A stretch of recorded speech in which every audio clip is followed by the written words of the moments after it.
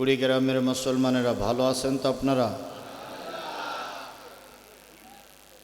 আলহামদুলিল্লাহ, সুম্মা আলহামদুলিল্লাহ, সুম্মা আলহামদুলিল্লাহ। নাহমাদুহু ওয়া নাস্তাঈনুহু ওয়া নাস্তাগফিরুহু ওয়া নাউযু বিল্লাহি মিন শুরুরি আনফুসিনা ওয়া মিন সাইয়্যাতি আ'মালিনা। من يهده الله فلا مضل له ومن يضلله فلا هادي له ونشهد أن لا إله إلا الله وحده لا شريك له الذي أرسله بالحق بشيرا ونذيرا وداعيا إلى الله بإذنه وسراجا منيرا فقد قال الله تعالى في كلامه المجيد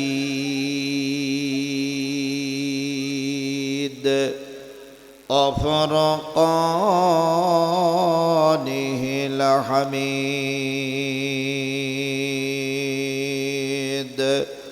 أعوذ بالله من الشيطان الرجيم. بسم الله الرحمن الرحيم. وجاهدوا في الله حق جهاده هو اجتباكم وما جعل عليكم في الدين من حرج ملة أبيكم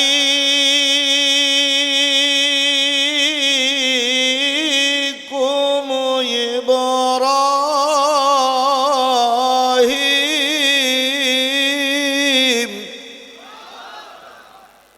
هو سماكم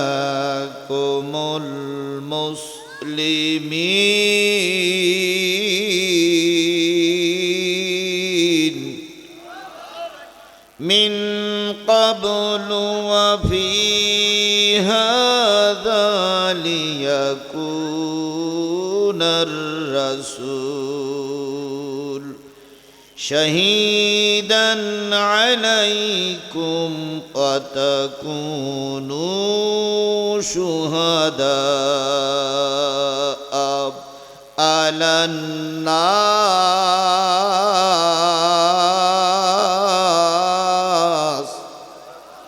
فأقيموا الصلاة وآتوا الزكاة واعتصموا بالله هو مولاكم فنعم المولى ونعم النصير. صدق الله المولانا العظيم. قال النبي صلى الله عليه وسلم أفضل الجهاد كلمة الحق عند سلطان جائر أو كما قال رسول الله صلى الله عليه وسلم. إن الله وملائكته يصلون على النبي يا أيها الذين آمنوا صلوا عليه وسلموا تسليما اللهم صل على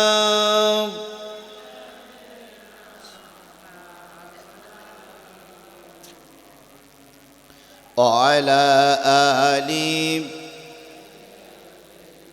مولانا محبت الشهيد جري شري بلون اللهم صل على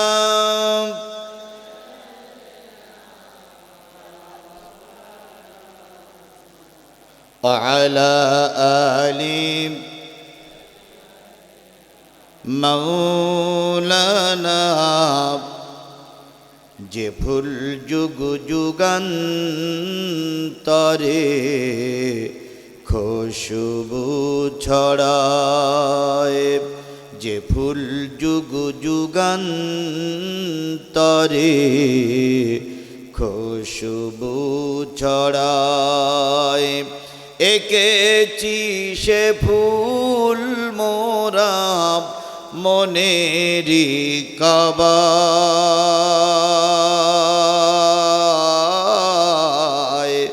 যে ফুল যুগ যুগান্তরে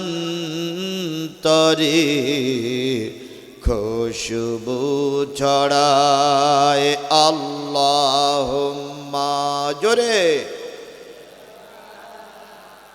পোস্টার পাওয়া যায়নি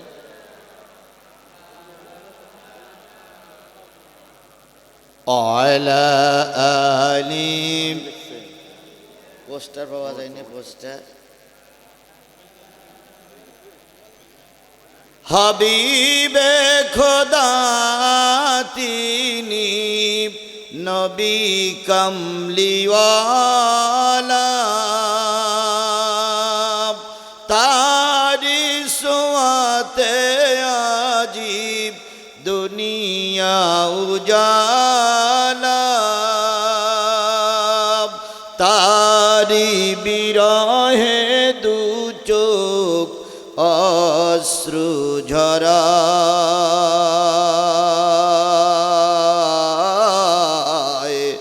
যে ফুল যুগ যুগান্তরে খুশবু ছড়ায় আল্লাহুম্মা সাল্লি আলা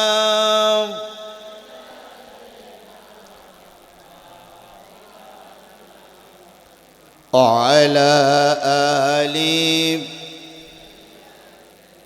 حبيبنا لا إله إلا الله جوري لا إله لا إله لا إله لا إله ইল্লাল্লাহ মুহাম্মাদুর সকলে জবান খুলে একসাথে এক বাক্যে বলছি সাল্লাল্লাহু আলাইহি ওয়াসাল্লাম। কুড়িগ্রাম জেলার ফুলবাড়ি থানার গঙ্গারহাট প্রাইমারি গঙ্গারহাট হাই স্কুল ময়দানে অনুষ্ঠিত হচ্ছে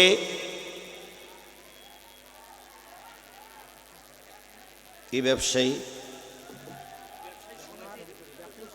ব্যবসায়ী সমিতির উদ্যোগে গঙ্গারহাট জামে মসজিদের উন্নয়ন কল্পে অনুষ্ঠিত হচ্ছে একদিন ব্যাপী তাফসিরুল কোরআন মাহফিল।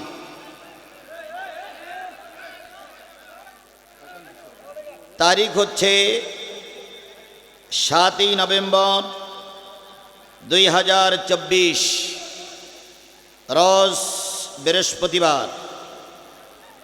আজকের এই মাহফিলের সম্মানিত সভাপতি আলহাজ বীর মুক্তিযোদ্ধা হাসান মোহাম্মদ মহসিন সাহেব, আজকের এই মাহফিলের সম্মানিত প্রধান অতিথি হযরতুল আল্লাম হযরত মাওলানা আব্দুল মতিন ফারুকি সম্মানিত আমির, বাংলাদেশ জামাত ইসলামী কুড়িগ্রাম জেলা শাখা,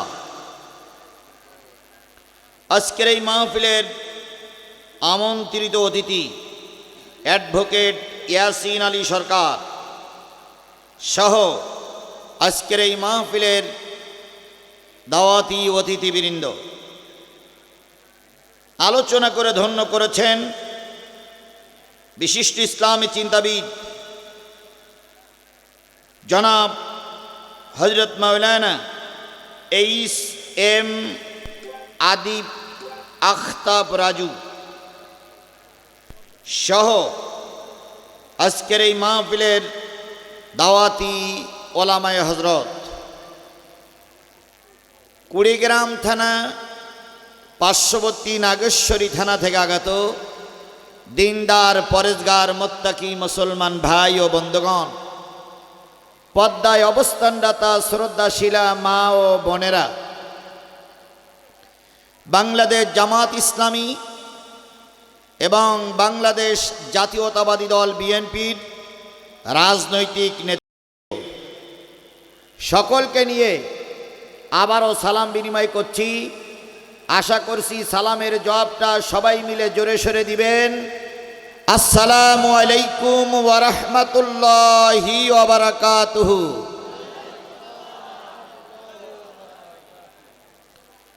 শুকরিয়া আদায় করছি সেই মালিকের, যে মালিক স্বাধীন সার্বভৌম একটা দেশে স্বাধীনভাবে আল্লাহর কোরআন বলার মতন পরিবেশ আল্লাহ তৈরি করে দিয়েছেন। সবাই মিলে বলুন আলহামদুলিল্লাহ। আজকে কতই অক্টোবর? আমার দিক খেয়াল করেন সবাই, কতই অক্টোবর? কত সাল? 7ই অক্টোবর 2024 সাল, 7ই নভেম্বর 2024 সাল। একটা বছর পিছনে ফিরে যান, 7ই নভেম্বর 2024। 2023-এ যদি এখানে কোরআনের মাহফিল করা লাগতো, এই মাহফিল করতে গিয়ে অনেক খড়কুটা পোড়ানো লাগতো। কথা বলেন ঠিক না বেঠিক? অনেক নেতার কাছে অনুমতি পাওয়ার আশায় বারবার ধর্ণা দিয়েও অনুমতি পাওয়া যেত না। আবার যদিও অনুমতি পাওয়া যেত, তাহলে ওনারাই ডিসিশন দিয়ে দিতেন কোন সাবজেক্টের পরে ওয়াজ হবে, বক্তা কোন আলোচনা করবে, ওনারাই আগের থেকে নোট করে দিতেন। কথা বলেন ঠিক না বেঠিক? রামপন্থী বামপন্থী নেতারা চেয়ারে বসে বসে আমাদের ওয়াজগুলো শুনতেন। যদি কোনো বক্তা একটু রিস্ক নিয়ে দু একটা কথা মুখ ফসকে অথবা ইচ্ছা করে বলে ফেলেছে, অনেক সময় ওই বক্তাকে রক্তাক্ত করে পিটাইয়ে পুলিশের হাতে তুলে দেওয়া হয়েছে। শুধু পুলিশের হাতে তুলে দেওয়া হয় নাই, বক্তাকে মেরে রক্তাক্ত করে হাসপাতালে পাঠানো হয়েছে। কথা বলেন ঠিক না বেঠিক? সেই দিনটা কি এখন আর আছে? জোরে বলেন, সেই দিনটা কি আর এখন আছে? এখন তত্ত্বাবধায়ক সরকার বলি, আর কেয়ারটেকার সরকার বলি, আর অন্তর্বর্তীকালীন সরকার বলি, ও সরকারের যিনি প্রধান ডাক্তার মোহাম্মদ ইউনূস বলেই দিয়েছে, কোরআনের কথা বলার জন্য কোনো অনুমতির প্রয়োজন নাই। তাহলে অনুমতি ছাড়াই আজকের এই মাহফিলে আসতে পেরেছি। কথা বলেন ঠিক না বেঠিক? দ্বিতীয় বৃহত্তম মুসলিম বাংলাদেশে কোরআনের কথা বলতে যেই আবার অনুমতি লাগবে কেন? আমরা স্বাধীন দেশে স্বাধীনভাবে আল্লাহর কোরআনের আলোচনা করতে চাই। কথা বলেন ঠিক না বেঠিক? যদি আমাদের এই কোরআনের মাহফিলে আর কেউ বাধা দেয় অথবা বাধা দেবার নিয়ত করে, আল্লাহর কসম বাংলাদেশের 17-18 কোটি জনগণ তাদেরকে উচিত শিক্ষা দিয়ে জুতা পিটা করে মামুর বাড়ি পাঠিয়ে দেবে। কিয়ামতের আগে আর দেশে ঢোকার চান্স হবে না।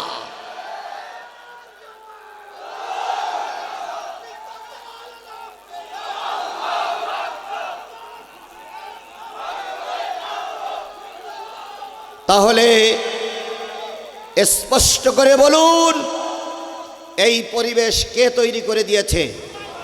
আরো জোরে বলেন, এই পরিবেশ কে তৈরি করে দিয়েছে?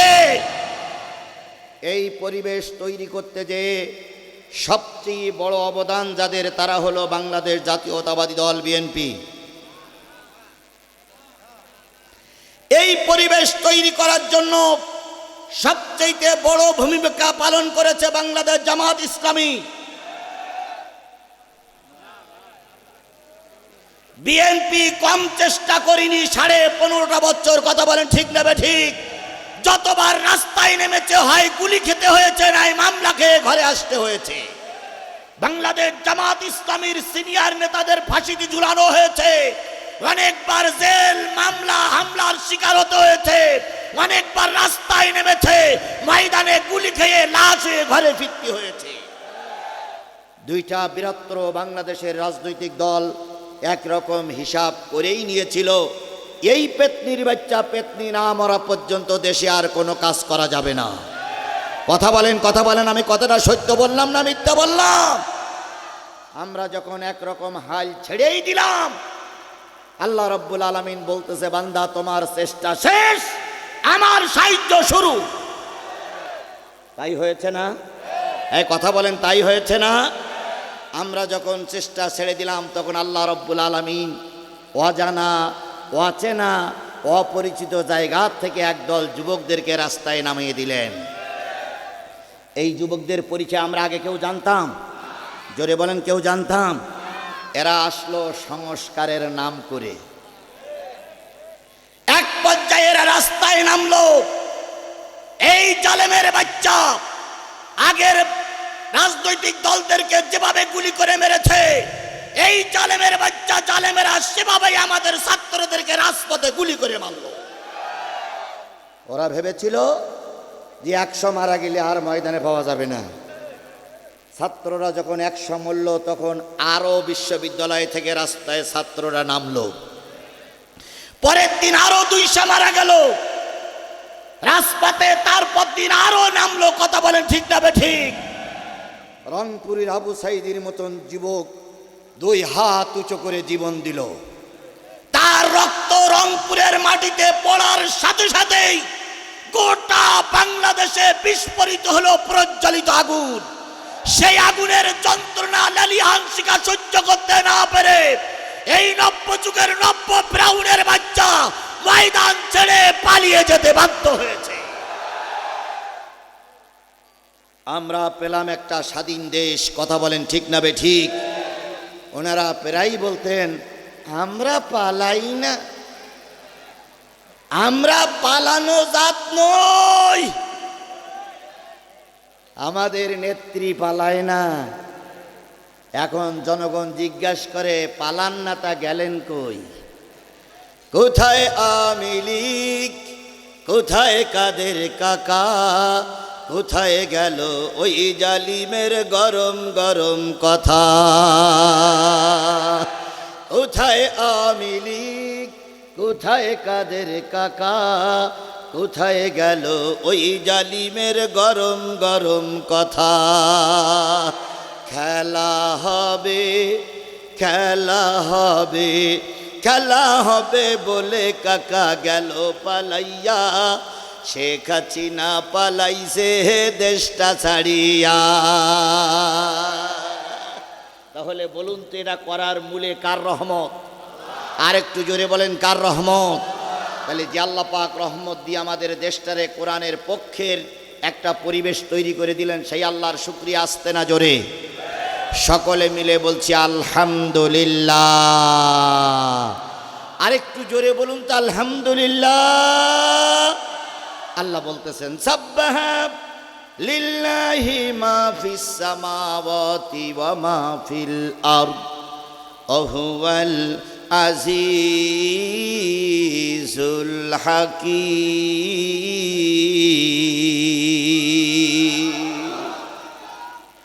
কোরআন তেলাওয়াতের পরে যারা আল্লাহু আকবার বলবে, আল্লাহ তাদের জান্নাতে যাওয়ার পথ সহজ করে দিবেন। জোরে বলুন আল্লাহু আকবার। সাব্বাহা লিল্লাহি মা ফিস সামাওয়াতি ওয়া মা ফিল আরদ। আল্লাহ রাব্বুল আলামিন বলে, বান্দা শোন, আসমানে যা আছে, জমিনে যা আছে, আসমানের নিচে যা আছে, জমিনের উপরে যা আছে, জমিনের তলদেশে যা আছে, এক কথায় কুল কায়নাতের ভিতরে যা কিছু আছে, ইচ্ছায় হোক আর অনিচ্ছায় হোক, তারা সকলে শুকরিয়া আদায় করছে আমি আল্লাহ। সবাই কার শুকরিয়া আদায় করে? আপনি আমি সুখে থাকি দুঃখে থাকি, শুকরিয়া আদায় করব কার? আরো জোরে বলেন, শুকরিয়া আদায় করব কার? তাহলে আবারও বলছি আলহামদুলিল্লাহ। কার শুকরিয়া আদায় করলাম? খুশি হলেন কে? আর আলহামদুলিল্লাহ, সুবহানাল্লাহ, আল্লাহু আকবার এই শব্দটা মেনে নিতে পারে না, তিনি কে? শয়তান। তিনি কে? শয়তানকে এই মজলিসে আছে? বুঝে শুনে বললেন, শয়তানকে আছে মজলিসে? নাই। সত্যি তো, থাকবে কি করে? শয়তান তাড়ানোর দোয়া কি বলেন তো ভাই? আউযু বিল্লাহি মিনাশ শাইতানির রাজিম। মাগরিবের পরের থেকে যত বক্তা ওয়াজ করেছে প্রত্যেকটা বক্তা আউযু বিল্লাহ বিসমিল্লাহ পড়িছে, তাহলে তো শয়তান থাকার কথা না। তারপরও এখানে আছে? নেই। আমি বলবো আছে। শয়তান সব জায়গায় থাকে। আচ্ছা বলুন তো, শয়তান কি মসজিদই থাকে? যদি নাই থাকবে তো জুতো চুরি করে কারা? এই ফুলবাড়ির মুসলমান, আপনাদের মসজিদে জুতো চুরি হয়? বলুন তো, একজন নামাজি কোনোদিন জুতো চুরি করতে পারে? বলেন পারে? তারপরেও জুতো চুরি হয়, তাহলে শয়তান ওখানেও থাকে। ইমাম সাহেব তাকবীর দেওয়ার পরে বলে কি? কাতার সোজা করুন, কাতারের ভিতরে ফাঁক কি করুন, নতুবা ওখানে শয়তান ঢুকবে। তাহলে শয়তান মসজিদেও থাকে, এখানেও আছে। এখন সেনমেন কি করি? আমি এখন দেখাই দিই শয়তান আপনাদের ভিতরেই আছে। ডাইনি বামে তাকাবেন, এখানেই শয়তান আছে। যদি বলেন হুজুর আমরা আওয়াজ শুনতে এখন শয়তান হয়ে গেলাম, না, আমি বলি আলহামদুলিল্লাহ বললে কে খুশি? আর আলহামদুলিল্লাহ এই শব্দটা মেনে নিতে পারে না কে? তাহলে এবার আলহামদুলিল্লাহ বলার সময় ডাইনে বামে সামনে তাকাবেন, আলহামদুলিল্লাহ বলবেন। যদি মুখ না খোলে তাহলে পিছন দিক থেকে দুই হাত দেবেন, উঁচু করে বলবেন হুজুর মাল পাওয়া গেছে। কি? তাহলে এবার ডাইনে বামে সামনে তাকাবেন, পিছনে আর এক লোক দেখবে, পিছনে আপনার দেখা লাগবে না। আপনি ডাইনে বামে সামনে তাকিয়ে জোরে সরে একসাথে এক বাক্যে এক রবের শুকরিয়া আদায় করছি আলহামদুলিল্লাহ। পাওয়া গেছে শয়তান? নাই। আল্লাহ আমাদের সবাইকে কবুল করুক। আরেকটু জোরে বলুন আমিন। বিশ্ব মানবতার শ্রেষ্ঠ বন্ধু, সমস্ত নবী রাসূলদের শ্রেষ্ঠ রাসূল, শ্রেষ্ঠ রাসূল, আমাদের প্রিয়ভাজন নেতা, যার সুপারিশ ছাড়া কোনো মানুষ জান্নাতে যেতে পারবে না, সেই নন্দিত নেতার নামে দুরূদ আর সালাম কারোর জবান বন্ধ থাকবে না। সকলে মিলে বলছি সাল্লাল্লাহু আলাইহি ওয়াসাল্লাম। আল্লাহ বলতেছেন ওয়ামা আরসালনাকা ইল্লা রাহমাতাল লিল আলামিন।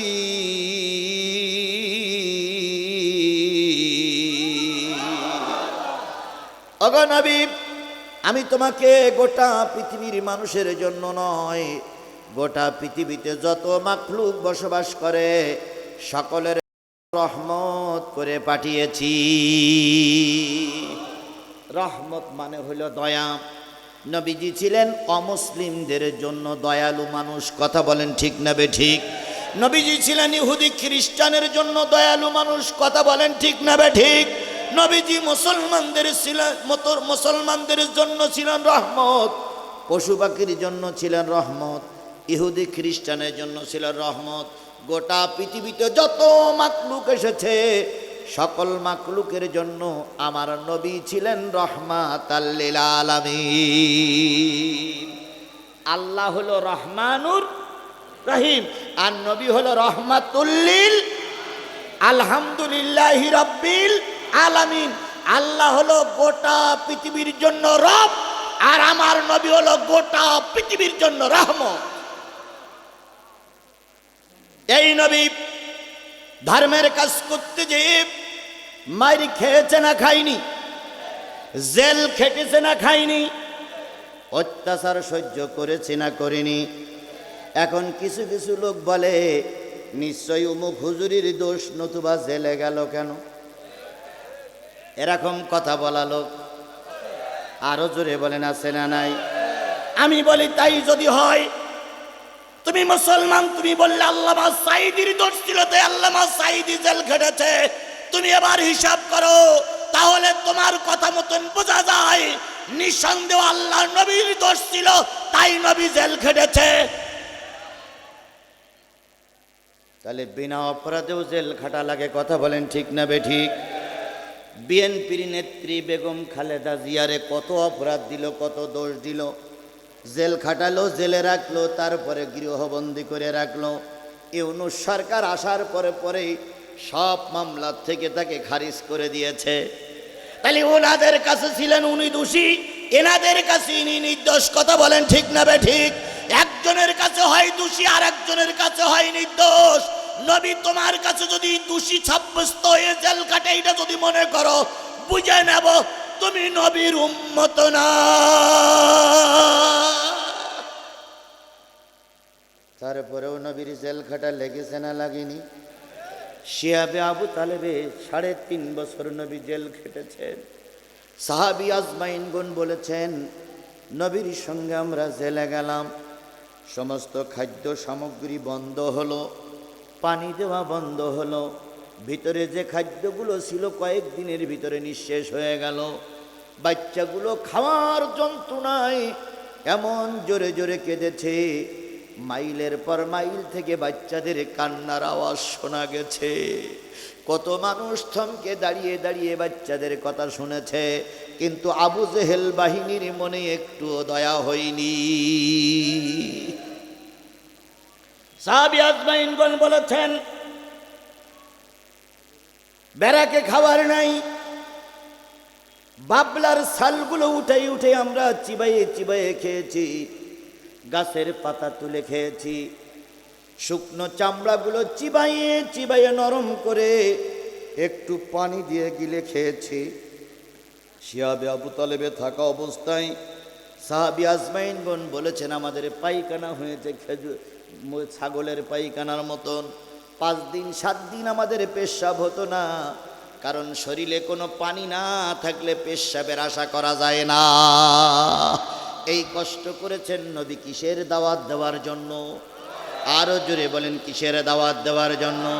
তাহলে নবী কলেমার দাওয়াত দিতে দিয়ে জেল খাটলো, আর তুমি আমি একই কালেমার দাওয়াত দিয়ে হেলিকপ্টারে ঘুরে বেড়াই, একটা মামলাও তোমার আমার নামে হয় না। নবীও যে কালেমার দাওয়াত দিছে, আমিও সেই কালেমার দাওয়াত দেই। নবী কালেমার দাওয়াত দিয়ে জেল খাটলো, আর আমি কালেমার দাওয়াত দিয়ে বিরিয়ানি খাই। তাহলে নবীর কালেমার আমার কালেমা নিঃসন্দেহ এক হচ্ছে না। এক কালেমায়ে রুটি রুজিয়ার, এক কালেমায়ে ফাঁসি, এক কালেমায়ে রুটি রুজিয়ার, এক কালেমায়ে ফাঁসি। কোন কালেমায়ে থাকবে তুমি জানাও জগতবাসী, এক কালেমায়ে, এক কালেমায়ে রুটি রুজিয়ার, এক কালেমায়ে ফাঁসি। একই কালেমার দাওয়াত দিয়ে বড় বড় হুজুররা বিমানে চড়তেছে, আর একই কালেমার দাওয়াত দিয়ে আল্লামা সাঈদী 13 বছর জেল খেটে অবশেষে এই ফিরাউনের বাচ্চারা ইনজেকশন দিয়ে তাকে মেরে দিয়েছে। কালেমা তো একটাই, কোরআন তো একটাই নাকি? কোরআন একটা না, কালেমা এক না, মুসলমান এক না? এক কালেমার দাওয়াত দিয়ে কেউ জেল খাটে আর কেউ বিরিয়ানি খায়, কথা কি ঠিক না বেঠিক? তাহলে নিঃসন্দেহ তোমার আর আমার কালেমা, দুইজনের কালেমা এক। পাশাপাশি 2 মসজিদ, এক মসজিদের ইমামের নামে 10টা মামলা, আর এক মসজিদের ইমামের নামে কিচ্ছু নেই। তো বাজারে চা খাচ্ছে, তা চাওয়ালা বলতেছে, হুজুর আপনিও হুজুর, উনিও হুজুর, আপনিও পাগড়িওয়ালা, উনিও টুপিওয়ালা, তো আপনার নামে একটা মামলা নেই, ওনার নামে 10টা মামলা। তখন এই বড় হুজুর বলতেছে, আমি একটু বুদ্ধি শুদ্ধি করে চলি, এই জন্যই আমার কিচ্ছু হয় না। সমাজে বুদ্ধি করে মামলা খাইনি এরকম হুজুর আমার সমাজে আছে না নাই? জোরে বলেন, আছে না নাই? ওর ভাষা অনুসারে বোঝা যায় নবীর বুদ্ধি ছিল কম, তাই নবী জেল খেটেছে, আর এর বুদ্ধি বেশি, এই জন্য জেল খাটে না। যে জিনিসটা বোঝাতে চাচ্ছিলাম সেটা হলো আল্লাহ নবী সমাজের সবার কাছে ভালো ছিল। যখনই কালেমার দাওয়াত দিয়েছে, যখন হক বাতিলকে আলাদা করতে চেয়েছে, তখনই সমাজের লোকের কাছে তিনি খারাপ হয়ে গেছেন। কথা বলেন ঠিক না বেঠিক? মক্কায় পরিবেশ তৈরি করতে না পেরে হিজরত করে কোথায় গিয়েছিলেন নবী? মদিনায়। মদিনায় যাওয়ার পরে এত খাওয়ার কষ্ট দেখা গেল, 2 দিন 3 দিন 4 দিন 5 দিন 6 দিন 7 দিন পর্যন্ত নবী সাহাবী তাদের পরিবারে কোনো খাবার থাকতো না। এমত অবস্থায় নবীজির ঘরে 5 দিনের খাওয়া হয় না। আবু বকর সিদ্দিক রাদিয়াল্লাহু তাআলা আনহু 7 দিনের খাবার নাই। ওমরের ঘরে 3 দিনের খাবার নাই। মদিনার মসজিদে জোহরের আজান হয়ে গেল। আল্লাহর নবী মসজিদে নামাজ পড়ার জন্য আসলেন। হযরত বেলাল বলেন, আমি আজান দিলাম, নবীজি হুজরাখানায় ছিলেন, জামাতের সময় হয়ে গেল। আমি হুজরাখানার মুখে যেই বললাম, ইয়া রাসূলুল্লাহ, সাহাবী আজমাইন কোন অপেক্ষা করতেছে, জামাতের সময় হয়ে গেছে।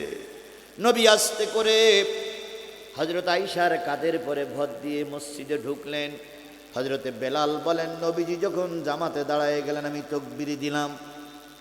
অনেকক্ষণ দাঁড়িয়ে দাঁড়িয়ে নবীজির সেজদা নবীজি অনেকক্ষণ দাঁড়িয়ে দাঁড়িয়ে সূরা কেরাত পড়লেন। এক সময় নবীতে রুকুতে গেলেন, দীর্ঘ সময় রুকুতে থাকলেন। মনে করলাম নবী বুঝি আর মাথা উঁচু করবে না। আমি পিছন দিক থেকে সংকেত দিলাম অনেকক্ষণ হয়ে যাচ্ছে। নবীজি সোজা হয়ে দাঁড়ালেন। অনেকক্ষণ সোজা হয়ে দাঁড়ানোর পরে এক সময় নবীজি সেজদায় চলে গেলেন। সেজদায় অনেকক্ষণ থাকার পরে যখন উঠতেছিলেন না, আমি পিছন দিক দিয়ে একটু ইঙ্গিত দিলাম, নবীজি সেজদার থেকে উঠলেন। সালাম ফিরানো হয়ে গেল।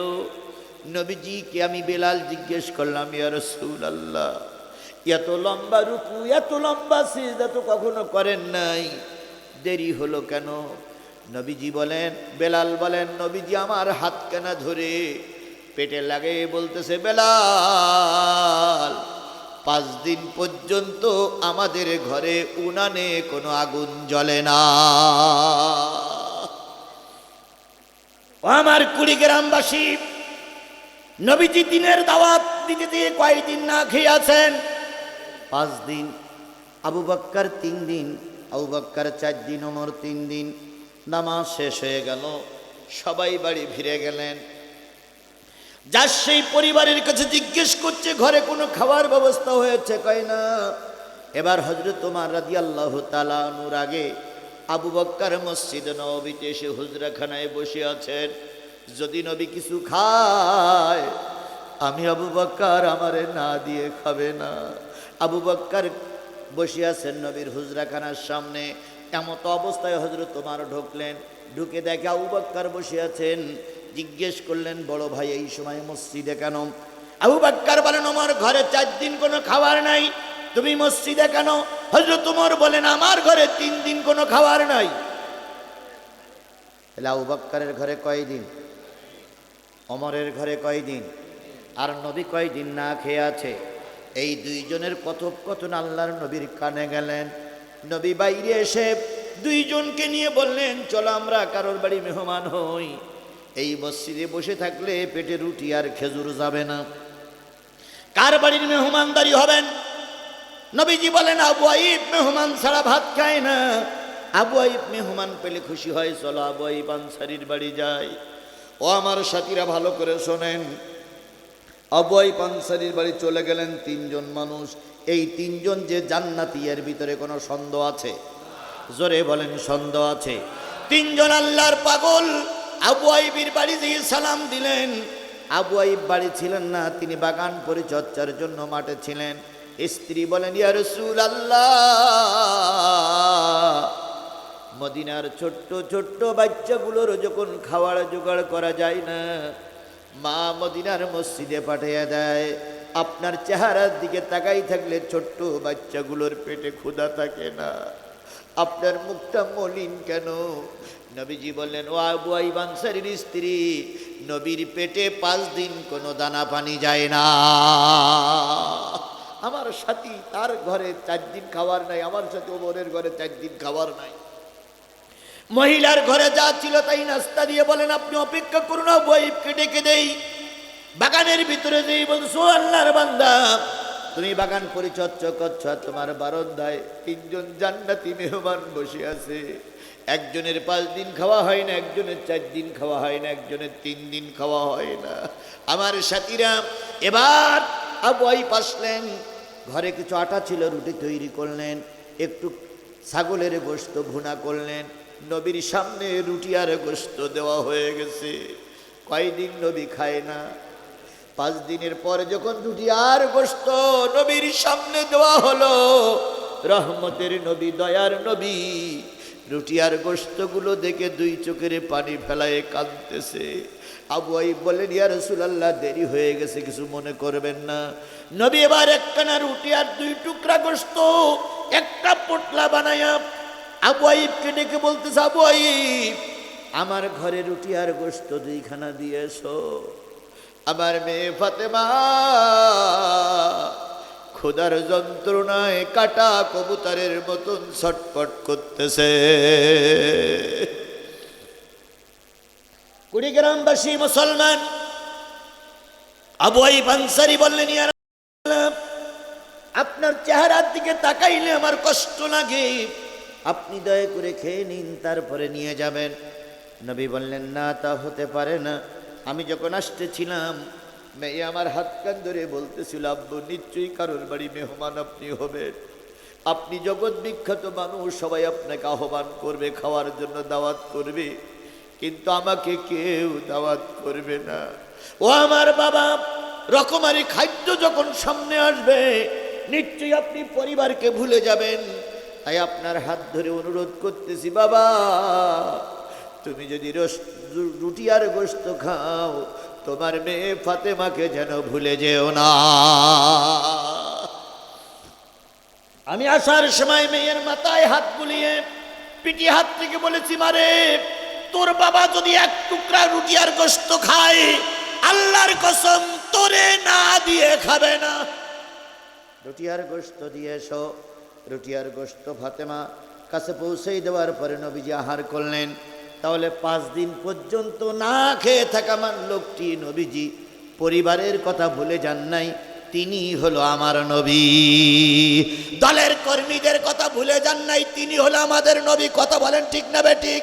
আর আমাদের দেশের মা জননী, আমাদের দেশের এক দলের মা জননী বাচ্চাদের রাজপথে ফেলাইয়া, বাচ্চাদের বিপদে ফেলাইয়া মা জননী পালিয়ে দাদার বাড়ি চলে গেছে।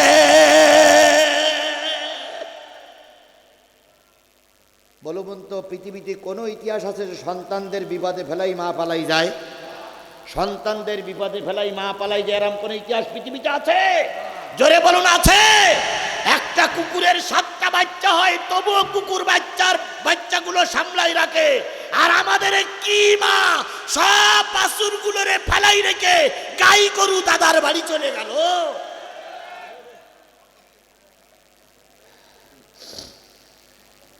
তাহলে যে নবী উম্মতের জন্য এত পেরেশান ছিলেন, সেই নবীর নাম শোনার পরে যে বাজারা দুরূদ শরীফ পড়বে না তারা কৃপণ, তারা বখিল। তাহলে নবীর নামে দুরূদ শরীফ দিয়ে শুরু করছি সাল্লাল্লাহু আলাইহি ওয়াসাল্লাম। বন্ধুগণ এই যে বিশাল জনতা, যতগুলো লোক বসে আছেন আরও অনেকগুলো লোক দাঁড়াই আছে, আপনারা বিভিন্ন জায়গার থেকে কষ্ট করে মেহনত করে ভ্যানে চড়ে রিকশায় চড়ে মোটরসাইকেলে চড়ে কষ্ট করে এসেছেন কি আমাদের মুখ দেখার জন্য, আমাদের চেহারা দেখার জন্য, কি শোনার জন্য এসেছেন? আরও জোরে বলেন কি শোনার জন্য এসেছেন? তাহলে আমি কোরআন থেকে সূরা হজের একটি আয়াত তেলাওয়াত করেছি, ওই তেলাওয়াতকৃত আয়াতের পরে যদি কথা বলি আমাকে ফেলাই রেখে আপনারা কারা কারা চলে যাবেন একটু হাত তোলেন তো। আমাকে ফেলাই রেখে কার, এই লোকটাই মনে হয় ফেলাই রেখে যাবে, আমাকে ফেলাই রেখে যাবেন না তো আপনারা? তাহলে আমি যেভাবে আলোচনা করছি আমার আলোচনার ধরন কি আপনারা বুঝতে পেরেছেন? তাহলে এই কায়দায় আলোচনা চলবে, কোনো সাত ছড়ের আলোচনা জিহাদি চেনে না, জানে না, জানতে চায় না। সুতরাং যে কথাগুলো আছে এই কথাগুলো চলবে, আমাকে সঙ্গে নিয়ে আপনাদের থাকতে হবে। কারা কারা থাকতে রাজি আছেন দুই হাত উঁচু করে মালিকের দেখা। নারায়ে তাকবীর। আল কোরআনের আলো, আল হাদিসের আলো, তোমার নেতা আমার নেতা। হাত নামান। কারে দেখালেন? কি শুনবেন? আর আমি হাত উঁচু করেছি কি বলবো? তাহলে আমিও অওদাবদ্ধ, আপনারাও অওদাবদ্ধ। আমি অওদা করেছি কি বলবো, আর আপনারা অওদা করেছেন কি শুনবেন। আচ্ছা, কুড়িগ্রামের মুসলমানেরা বলুন তো, যদি কেউ অওদা খেলাপ করে তারে কি বলে? জোরে বলেন, কি বলে? তাহলে আপনারা কি কোরআনের মাহফিল শুনতে এসে মোনাফেক হয়ে বাড়ি যাবেন, না মুসলমান হয়ে বাড়ি যাবেন? তাহলে টার্গেট নিতে মুসলমান হয়ে বাড়ি যাব। যতক্ষণ হুজুর মোনাজাত না করে আমরা কোনো অবস্থায় ময়দান ছেড়ে দেব না, দেব না, দেব না। আপনারা ময়দান ছেড়ে দিলে বাতিলেরা সুযোগ পাবে। কথা বলেন ঠিক না বে ঠিক? আর এখানে সবাই যদি বাঘের বাচ্চার মতন আমরা হুঙ্কার দিয়ে বসে থাকি, কোন বাতিল মাথা উঁচু করার সুযোগ পাবে না। আগে মঞ্চ দখল করে রাখতো আওয়ামী লীগের নেতা কর্মীরা, আলহামদুলিল্লাহ এখন মঞ্চ দখল করেছে বাংলাদেশ জাতীয়তাবাদী দল বিএনপি এবং বাংলাদেশ জামাত ইসলামের নেতা কর্মীরা। এখন আর সাবেক সরকারের কোন নেতা কর্মী মঞ্চে ঢোকার চান্স পায় না, পায় না, পাবে।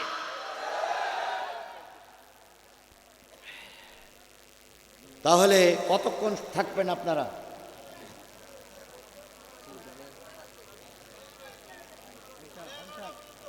হ্যাঁ, 11:30। আচ্ছা, আপনার কথাই ঠিক, 11:30। তাহলে আর বাকি আছে হলো 40 মিনিট। 40টা মিনিট আমি আল্লাহর কোরআন দিয়ে আলোচনা করব ইনশাআল্লাহ। সবাই থাকবেন তো? যত সময় যাবে ততই আলোচনার বেগ বাড়বে। একটা ডাক্তারের কাছে গেছে ভাই, ডাক্তার দেখে শুনে 15 দিনের ওষুধ দিয়েছে। কয় দিনের? এখন যদি রুগী বাড়ি এসে মনে করে যে 15 দিন ধরে ওষুধ খাওয়ার সময় আমার নেই, আজকে রাত্রি সব সাবার করব, বলুন তো ও রুগী কি ফজরের আজান পর্যন্ত থাকবে না যাবে? তাহলে 15 দিনের ওষুধ কয়দিন ধরে খাইতে হবে? একদিনই খাওয়া যাবে না। আমি আপনাদের কাছে 15 দিনের ওষুধ নিয়েই আসছি, মাত্র 3 দিনের ডোজ দেওয়া হইলে এখনো 12 দিনের ডোজ বাকি। তাহলে ওটা কি এখনই যে বিদায় নেব, না একটু সময় নিয়ে দেব? বাস, মাশাআল্লাহ, আলহামদুলিল্লাহ, সময় নিয়েই দেব। কোনো ছাড় হবে না, হতে পারে না, হওয়ার সুযোগ নাই।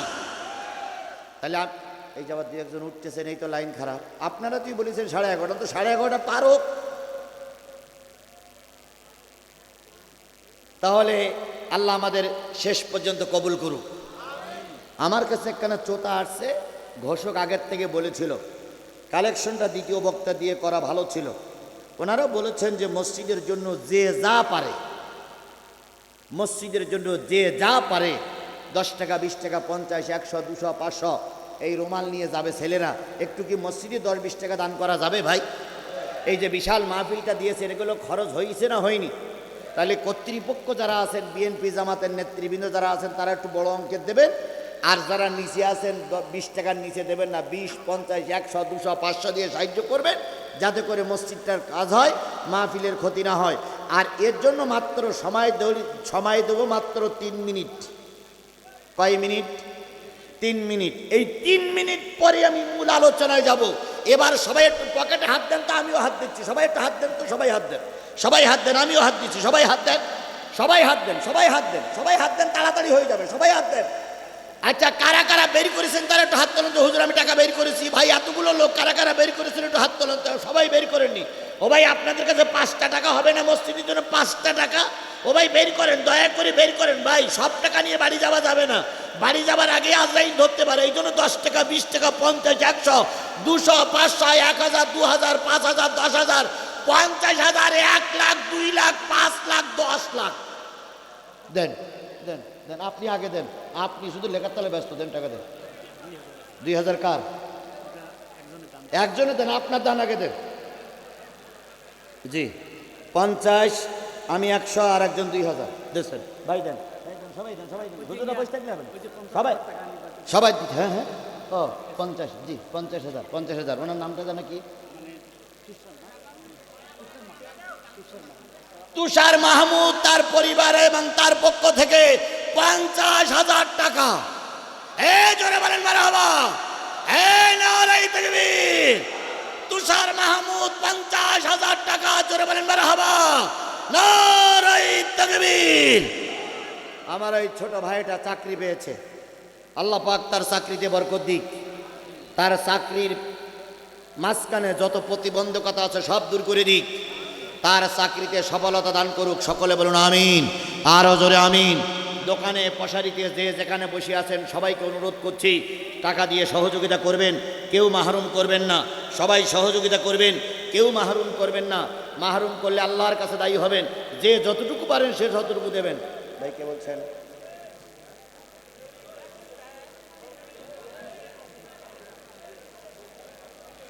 যে যা পারেন, কেউ মাহরুম করবেন না ভাই, উঠে দিলে হবে না ভাই। অত্যন্ত গুরুত্বপূর্ণ আলোচনা।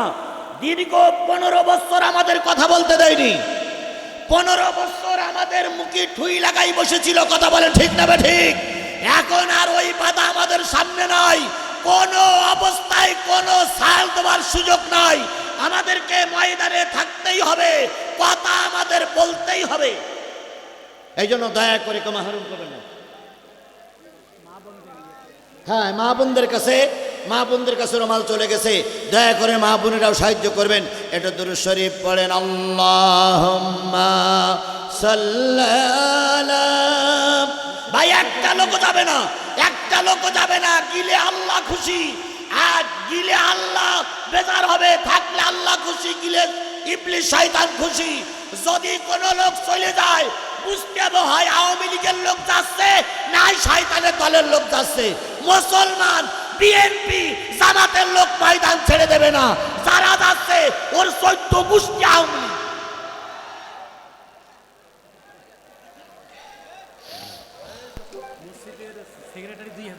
মসজিদের সেক্রেটারি 2000 টাকা। রুমালগুলো শুধু আসলেই হয়, একটু জোরে তাকবীর দেন, নারায়ে তাকবীর, লিল্লাহে তাকবীর। আল কোরআনের আলো, তোমার নেতা আমার নেতা। আমার ভাইরা, আমি আপনাদের সামনে তেলাওয়াত করেছি কোন সূরা? জোরে বলুন কোন সূরা?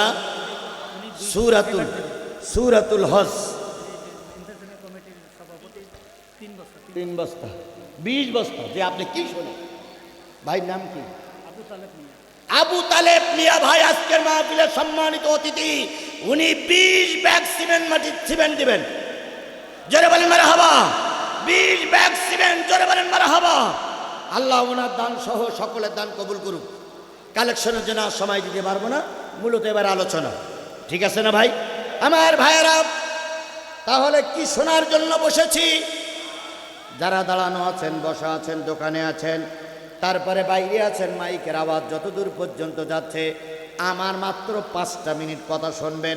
5 মিনিট পরে যদি মনে চাই চলে যাবেন, আমি আপনাদেরকে জোর করে ধরে রাখবো না। 5টা মিনিট পরে মূল 78 নম্বর আয়াত চলে যাচ্ছে। আল্লাহ বলতেছেন, ওয়ালাকাদ জারানা লিজাহান্নামা কাসীরাম মিনাল জিন্নি ওয়াল ইনস লাহুম কুলুবুন লা ইয়াফকাহুনা বিহা ওয়া লাহুম আয়ুনুন লা ইউবসিরুনা বিহা ওয়া লাহুম আযানুন লা ইয়াসমাউনা বিহা উলাইকা কাল আনআম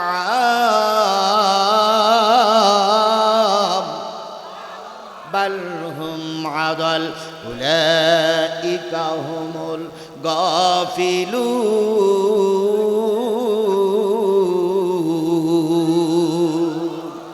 ভালো করে শোনেন, আল্লাহ বলতেছে কিয়ামতের দিন যেদিন জান্নাত দেখা যাবে, জাহান্নাম দেখা যাবে, সেদিন একদল মানুষকে জান্নাতে দেব, আর একদল মানুষকে আল্লাহ কোথায় দেবে?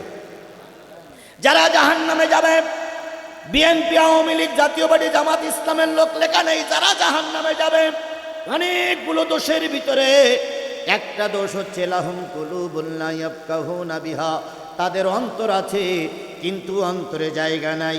কিসের জায়গা নাই? আরো জোরে বলেন, কিসের জায়গা নাই? একটা দেল, একটা অন্তর, সেখানে গানের জায়গা পায়, সিনেমার জায়গা পায়, পুতুল নাচের জায়গা পায়, পয়লা বৈশাখের অনুষ্ঠানের জায়গা পায়, রাজনীতি করার জায়গা পায়, ভোটের জায়গা পায়, কিন্তু দেলের ভিতরে যার কোরআন জায়গা পায় না, এই দেলটা যাবে খোদার জাহান্নামে। আমি কি আলোচনা করতে বসেছি? তাহলে কোরআন শুনলে যাদের দেলে ভালো লাগবে না, কোরআনের আলোচনা শুনলে যাদের দেল সন্তুষ্ট হবে না, আল্লাহর ভাষায় তারা কি না? তারা জাহান্নামী। আল্লাহর ভাষায় তারা কি? আয়ুনুল্লাহ ইবসিরুনা বিহা। রাস্তাঘাটে সবাই কাছে বলতেছে, সবাই একটু 2 মিনিট খেয়াল করে শোনেন। আয়ুনুল্লাহ ইবসিরুনা বিহা, তাদের চোখ আছে কিন্তু চোখ দিয়ে দেখে না। কি দেখে না? জোরে বলেন, কি দেখে না? তাহলে যাদের দিলে কোরআনের জায়গা পায় না, যাদের চোখ কোরআন দেখে না, তারা যাবে কোথায়? জাহান্নামে। শুধু কোরআন দেখে না, না কোরআনওয়ালাদেরও দেখে না।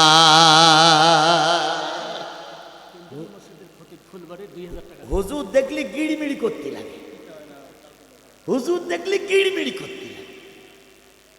চার দোকানে একটা মুরব্বী হুজুর চা খাচ্ছে, যাচ্ছে 2 জন, একজন আর একজনের ঠ্যাস মেরে কয়ে যাও, সে রাজাকার চা খাচ্ছে। রাজাকার রাজাকার রাজাকার রাজাকার আমাদের দেশের একটা গালিতে পরিণত হয়েছে। কথা বলেন ঠিক না বে ঠিক?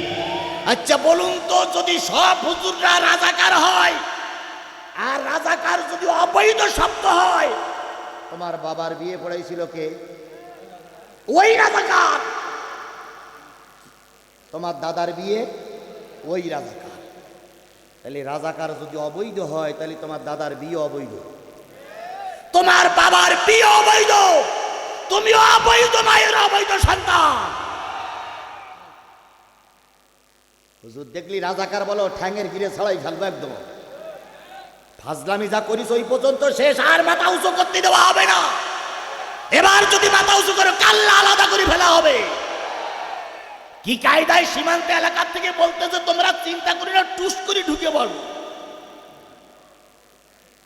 তাই বলতেছে না, কি করে ঢুকবে? টুস করে ঢুকবে। আর ওনারা ঢুকবে আর আমরা আঙুল চষবো। কথা বলেন, আমরা আঙুল চষবো। এখান থেকে 4 মাস আগের বাংলাদেশ আর 4 মাস পরের বাংলাদেশ এক নয়। 4 মাস আগে তোমরা যা করেছো আমরা মুখ বুঝে সহ্য করেছি। এখন যদি মাথা উঁচু করো, একটারও মাথা ঠিক থাকবে না। আইসো চট করিয়া, আয়না ঘর তোমার জন্যে রাখছি গো সাজাইয়া। আইসো চট করিয়া, আয়না ঘর তোমার জন্যে রাখছি গো সাজাইয়া। আমরা রিসিপিশনে বৈশাসি, রিসিপিশনে বৈশাসি, জুতোর মালা লইয়া। আয়না ঘর তোমার জন্যে রাখছি গো সাজাইয়া। নির্বিচারে মারছো মানুষ ক্ষমতার লাগিয়া। বলেন বলেন বলেন বলেন, ঠিক না বেঠিক? ঠিক না বেঠিক? নির্বিচারে মারছো মানুষ ক্ষমতার লাগিয়া।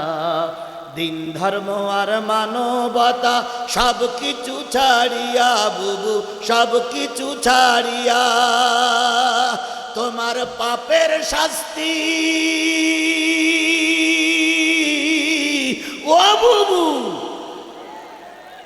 তোমার পাপের শাস্তি পাইতে হবে, যাইও না ভুলিয়া। আয়না ঘর তোমার জন্যে রাখছি গো সাজাইয়া। আইসো চট করিয়া, আয়না ঘর তোমার জন্যে রাখছি গো সাজাইয়া। আয়ুনুল্লাহ ইবসিরুনা বিহা, তাদের চোখ আছে কিন্তু চোখ দিয়ে দেখে না। কি দেখে না? শুধু কোরআন দেখে না, না কোরআনওয়ালাদেরও। আযানুল্লাহ ইয়াসমাউনা বিহা, ওই সমস্ত জাহান্নামী লোকদের কান আছে কিন্তু শোনে না। কি শোনে না? আজান শোনে না, কোরআন শোনে না। আল্লাহ বলেন উলাইকা কাল আনাম, এরা হলো চতুষ্পদ জন্তুর মতো। এখানে আওয়ামী লীগের কথা, বিএনপির কথা, জাতীয় পার্টির কথা, জামাত ইসলামের কথা বলা নেই। বলা হলো যেই মুসলমানের দিলে কোরআন ভালো লাগে না, যেই মুসলমানের চোখে কোরআন ভালো লাগবে না, যেই ব্যক্তির কানে কোরআন ভালো লাগবে না, ওই ব্যক্তি যাবে আল্লাহর জাহান্নামে। এটা কি আমার কথা? কার কথা? তাহলে আমি কিসের আলোচনা করতেছি? যদি এই কোরআনের আলোচনা আপনার দিলে ভালো না লাগে, আপনার চোখে যদি ভালো না লাগে, আপনার কানে যদি ভালো না লাগে, বুঝতে হবে আপনার দিল, আপনার কান, আপনার শরীরটা জাহান্নামী শরীর হয়ে গেছে। এই জন্য আল্লাহর কোরআন আপনার ভালো লাগতেছে না। সুতরাং আমি আশা করবে হাজার হাজার মানুষের ভিতরে কেউ জাহান্নামী মানুষ নাই, সবাই জান্নাতি মানুষ। সুতরাং আমাকে ফেলাই রেখে কোরআন বাদ দিয়ে কেউ আমরা বাড়ি যাব? আল্লাহ আমাদের আখিরি মোনাজাত পর্যন্ত কবুল করুক। সমাধান চাও যদি জীবনে মরণে, ফিরে চাও খুঁজে নাও চোখ রাখো কোরআনে। সমাধান চাও যদি জীবনে মরণে, ফিরে চাও খুঁজে নাও চোখ রাখো কোরআনে। এ বাণী সকলের নয় শুধু মুমিনের। এ বাণী সবাই না, সবাই না, সবাই না। এ বাণী সকলের নয় শুধু মুমিনের, যারাই চলবে মেনে ফল পাবে কোরআনের। ঘরে বলো কিংবা রাষ্ট্রে বলো, ঘরে বলো কিংবা রাষ্ট্রে বলো, অশান্তি দূর করে শান্তি আনে। সমাধান ও সমাধান চাও যদি জীবনে মরণে, ফিরে চাও খুঁজে নাও চোখ রাখো কোরআনে। সেই কোরআনের মাহফিল আখিরি মোনাজাত পর্যন্ত আল্লাহ কবুল করুক। সকলে বলুন আমিন। কোন সূরা? সূরাতুল হজ, ৭৮টা আয়াত, ১৭ নম্বর পারার ২৪ নম্বর সূরা, ২২ নম্বর সূরা। ১৭ নম্বর পারার কত নম্বর সূরা? ২২ নম্বর সূরা। মোট আয়াত কয়টি? ৭৮টি। আমাদের তেলাওয়াতকৃত আয়াত সর্বশেষ আল্লাহ বলতেছেন ওয়াজাহিদু ফিল্লাহি হাক্কা জিহাদি হুয়াস্তাবাকুম ওয়া মা জাআলা আলাইকুম ফিদ্দীনি মিন হারাজ। আল্লাহ রাব্বুল আলামিন বলতেছে এবং জিহাদ করো, জিহাদের হক আদায় করে, কারণ এজন্যই আমি আল্লাহ পাক তোমাদেরকে তৈরি করেছি। তাহলে জিহাদ করার জন্যই আল্লাহ আমাদের তৈরি করেছে। কথা বলেন ঠিক না বেঠিক? এবার বলুন তো জিহাদ শব্দের অর্থ কি? সবাই মিলে বলেন জিহাদ শব্দের অর্থ কি? চেষ্টা করা। জিহাদ আরবি শব্দ, জিহাদ শব্দের অর্থ কি? চেষ্টা করা, সাধনা করা, কাজ করা, এর নাম হলো জিহাদ। যারা বক্তৃতা করতেছে তারা বক্তৃতার জিহাদে ব্যস্ত, যারা লিখতেছে তারা লিখুনির জিহাদে ব্যস্ত। কথা বলেন ঠিক না বেঠিক? যারা বই লিখতেছে তারা বই লেখার জিহাদে ব্যস্ত, যারা সাংবাদিকতা করতেছে তারা সাংবাদিকতার জিহাদে ব্যস্ত। জিহাদের রূপ অনেক, সর্বশেষ জিহাদ হয় যদি সাধারণ কিছু বলে যদি ট্যাকেল দেওয়া না যায়, সর্বশেষ জিহাদ হলো তরবারির জিহাদ। আমরা জিহাদ 15.5 বছর ধরেই করতেছি। কয় বছর? 15.5 বছর ধরে জিহাদ করে খুব বেশি লাভবান আমরা হতে। জিহাদ করতে গিয়ে বিএনপির অনেক নেতাকর্মী মারা গেছে। কথা বলেন ঠিক না বেঠিক? জিহাদ করতে গিয়ে সাকা চৌধুরী মারা গেল, জিহাদ করতে গিয়ে জয়পুরহাটের আব্দুল আলিম মারা গেল, সব বিএনপির লোক। জিহাদ করতে যেয়ে, দেশ রক্ষার জন্য জিহাদ করতে যেয়ে খালেদা জিয়ার রায় মাথায় করে নিয়ে ঘুরতে হলো। জিহাদ করতে যেয়ে তারেক জিয়া বিদেশে বসে বসে কাঁদতেছে। এগুলো সব ছিল বিএনপির বিভিন্ন পর্যায়ের জিহাদ। কথা বলেন ঠিক না বেঠিক? বাংলাদেশ জামাত ইসলামী এই দেশে দিন কায়েমের জন্য জিহাদের ময়দানে থাকার অপরাধে মতিউর রহমান নিজামীকে অন্যায়ভাবে ফাঁসির কাস্টে ঝুলায়ে মেরেছে।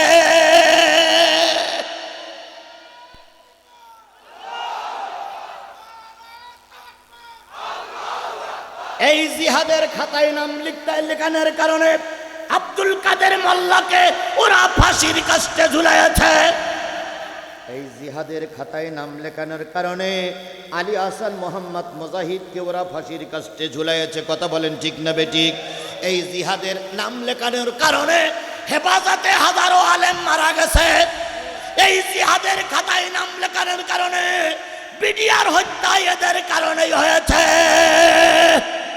এই জিহাদের খাতায় নাম লেখানোর কারণে আল্লামা সাঈদীর মুক্তির জন্য 3 দিনে 300 মানুষ মারা গেছে। কথা বলেন ঠিক না বেঠিক? এই জিহাদির খাতায় নাম লেখানোর কারণে সংস্কার আন্দোলনে 1500 মানুষকে এরা গুলি করে মেরেছে। এগুলো সব জিহাদের অন্তর্ভুক্ত। আল্লাহ রাব্বুল আলামিন বলতেছে, হক আদায় করে জিহাদ করো হুয়াস্তাবাকুম। এই হক আদায় করে জিহাদ করবা, এই জন্য তোমাদেরকে আমি পৃথিবীতে প্রেরণ করেছি। ওমা জাআলা আলাইকুম ফিদ্দীনি মিন হারাজ।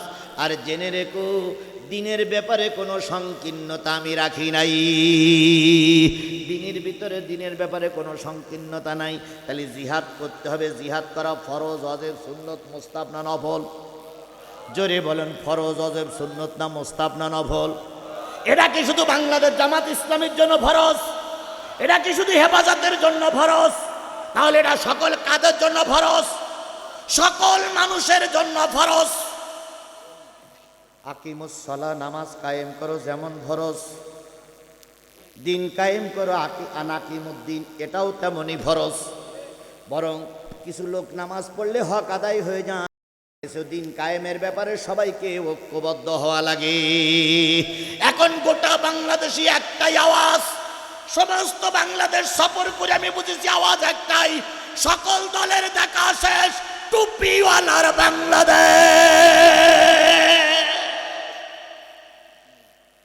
আমার কথা কি বোঝেন কুড়িগ্রামের মানুষ? সকলের দেখা শেষ, এখন হবে টুপিওয়ালার বাংলাদেশ। কথা বলেন, কথা বলেন, কথা বলেন। এই মঞ্চে বিএনপির লোক থাক আর জামাতের লোক থাক, সবার মাথায় টুপি আছে না?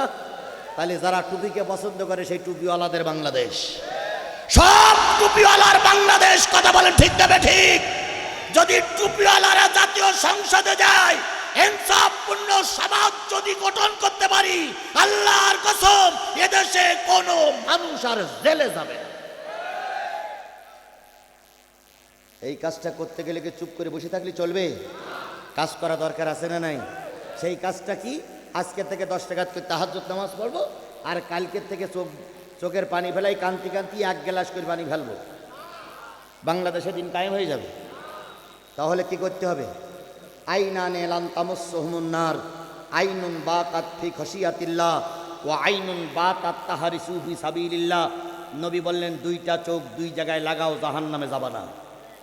একটা চোখ রাতের অন্ধকারে সবাই যখন ঘুমিয়ে পড়বে, উজু করো, 2-4 রাকাত তাহাজ্জুদের নামাজ পড়ে মালিকের কাছে সাহায্য চাও। মালিক, আমার চেষ্টায় কোরআন কায়েম হবে না যদি তুমি রহমত না করো। শুধু নিজে কাজ করলে হবে না, সাহায্য কার কাছে চাইতে হবে?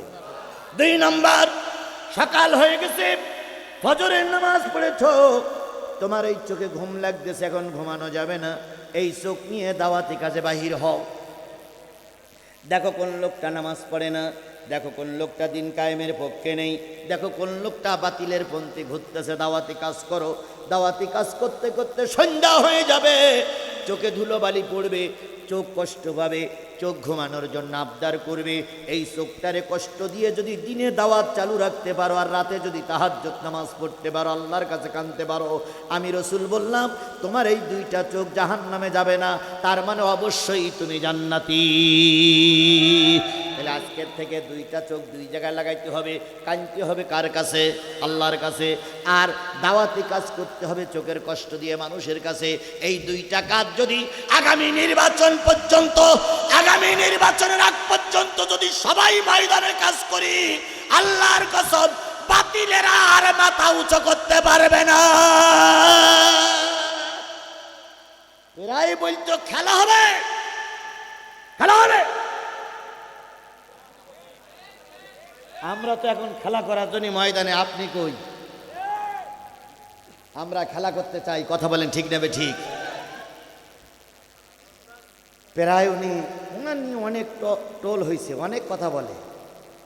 ওনার একটা গান, ভালো হয়ে যাও, ভালো হয়ে যাও মাসুদ তুমি, এ কথা কে কইবে আর, পালিয়ে গেছি কৌয়া কাদের, কেউ জানে না খবর তার, ভালো হয়ে যাও। ভালো হয়ে যাও, ভালো হয়ে যাও মাসুদ তুমি, এ কথা কে কইবে আর, হারিয়ে গেছি কৌয়া কাদের, কেউ জানে না খবর তার, ভালো হয়ে যাও।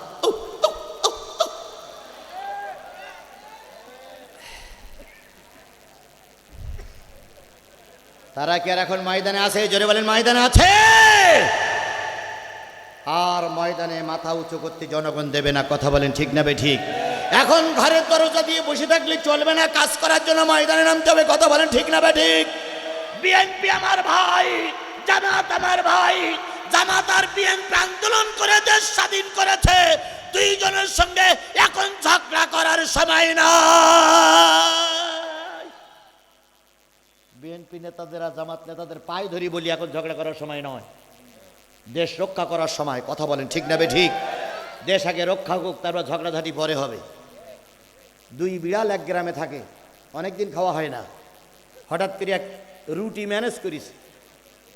কয় বিড়াল? দুই বিড়াল। এখন রুটি ম্যানেজ করিয়ে বিড়াল বলতেছে, ভাই ভাগ তো করা লাগবে, তুই আর আমি তো ম্যানেজ করিস, তা ভাগ করা লাগবে না? তা আর এক বিড়াল বলছে, হ্যাঁ ভাগ তো করা লাগবে, তা কী করবি? তাই এক কাজ করো, ওই বটতলায় যাই, লোকজনের আড়ালে যেয়ে তুই অর্ধেক আর আমি অর্ধেক খাবো। তো যে বিড়াল গায়ে একটু শক্তি, সে বলতেছে, খবরদার আমার যেন কম হয় না। আর ও বলতেছে, আমিও তো একসঙ্গে রুটি ভাগ নিয়ে আসলাম, তাহলে আমার কম দিবি কেন? এখন এই নিয়ে যে একটু করতেছে। ওই বট গাছের মাথায় ছিল এক বানর। বানর চিন্তা করে যে সুযোগ, বানর লাভ মেরে সে বলছে, ভাই কি কি হয়েছে? কয় এই রুটি দুজন জোগাড় করেছি, এখন ভাগ করানো গন্ডগোল বেঁধে গেছে। তো বানর বলতে, দারুণ ফাইসালা আমার কাছে আছে, আমি ভাগ করে দিই, তোকে ভাগ করা লাগবে না, দেখ আমি কত সুন্দর ভাগ করতে পারি, একটু দেরি কর। তো দুই বিড়াল তাকাই রয়েছে বানরের দিকে। তা খানিক করবার বানর বলতেছে, ভাই রুটি ভাগ করতে গেলে তো তুকসিরুল মিজান, ইনসাফপূর্ণ ভাগ করতে গেলে তো দাড়িপাল্লা লাগবে, দাড়িপাল্লা ছাড়া রুটি ভাগ করা যাবে না, তাহলে আমার নামে দোষ আসবে। তো এক কাজ কর, রুটি এখানে থাক, চল তিনজনে একটা দাড়িপাল্লা ম্যানেজ করে নিস। এখন তিনজনে গেছে দাড়িপাল্লা ম্যানেজ করতে, যে কায়দায় হোক একটা পাল্লা ম্যানেজ করি। পাল্লা ম্যানেজ করি, বানর বলতেছে, তোরা দুইজন দুই পাশে বয়, আমি রুটি ভাগ করি। এখন বানর ইচ্ছা করে রুটির দুটো অংশ ছিঁড়ে একটা অংশ একটু বেশি করিস আর একটা অংশ একটু কম করিস। এবার দাড়িপাল্লা তুলে যেদিক বেশি সেদিকে একটু ভার হবে না ভাই? এখন যেই না একটু সুবে গেছে, বেশি হয়েছে, সেই বানর এক কামড় খাইছে। তো খাইছো তো খাইছো, একটু বেশি করে খাইছে, যাতে করে এবার ওদিক কম হয়। তো আবার দাড়িপাল্লায় তুলিস, এবার এদিক বেশি হয়ে গেছে, ওদিক কম হয়ে গেছে। তো বানর ওর থেকে আর এক কামড় খাইছে, খালি এবার এদিক বেশি হয়ে গেছে। এখন এই করতে করতে 12 আনা রুটি বানরের খাওয়া শেষ। তখন দুই বিড়াল বলতে, ভাই ঘটনাটা কি? ওর দিলাম ভাগ করতে, ও দেখতে সে 12 আনা খেয়ে ফেলে গেছে, তুই এখন কি ভাগ ওরে দিবি না আমরা করব? তখন দুই বিড়াল বলতে, কম হোক আর বেশি হোক আমরাই ভাগ করি, ওর হাতে আর দেওয়া যাবে না, তাহলে ও 4 আনা আর আমাদের থাকবে না। আমার কথা কি বোঝেন? আমার কথা কি বোঝেন? আমার কথা কি বোঝেন? বিএনপি জামাত মিলে দেশ নামক একটা রুটি আমরা পেয়েছি, কথা বলেন ঠিক না ঠিক। এখন এখানে নিজেরা ভাগ করব, ভারত নামক বানরের হাতে আমরা রুটি ভাগ করতে দেব না, দেব না, দেব না। আমাদের রুটি আমরাই ভাগ করব, ভারত নামক বানরের আমরা কোনো সুযোগ দেব না, দেব না, দেব না।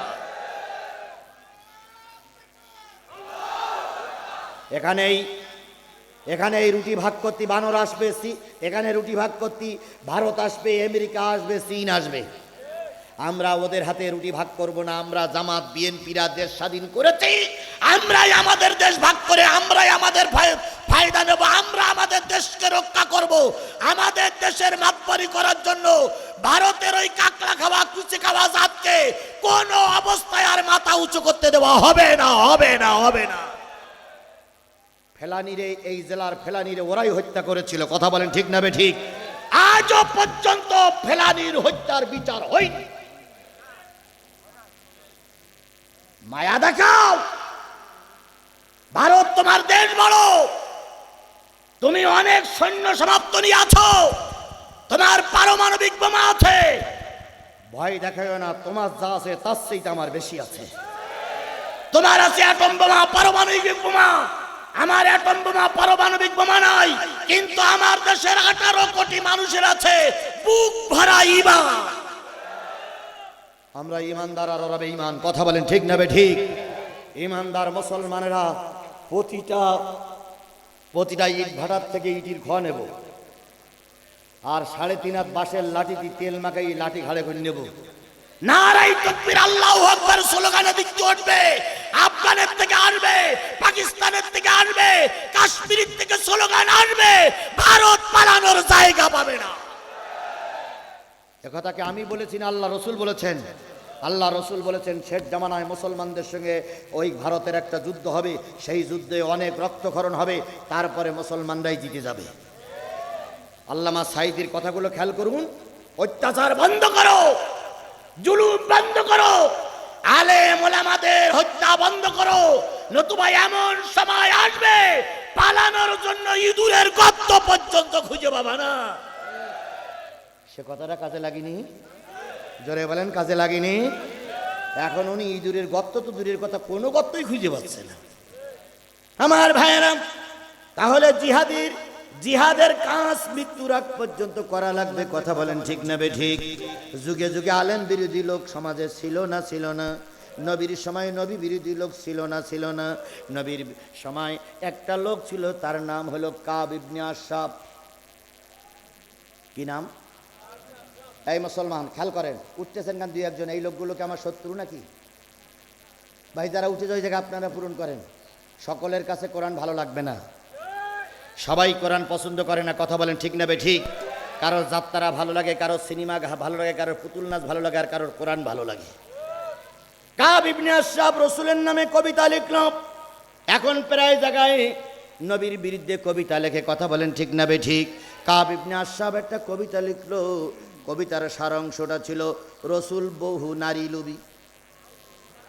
রসুল বহু নারী লোভী। রসুল হলো দেশ দখলকারী, রসুল হলো মানুষের কাছ থেকে অন্যায়ভাবে চাঁদা আদায়কারী।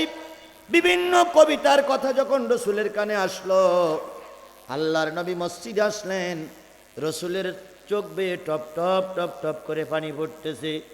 সাহাবী আজমাইনগণ বলেন, ইয়া রাসূলুল্লাহ, ঘরে যখন খাবার থাকে না, ছোট্ট ছোট্ট বাচ্চাগুলো মদিনার মসজিদে ঢুকাইয়ে দেওয়া হয়।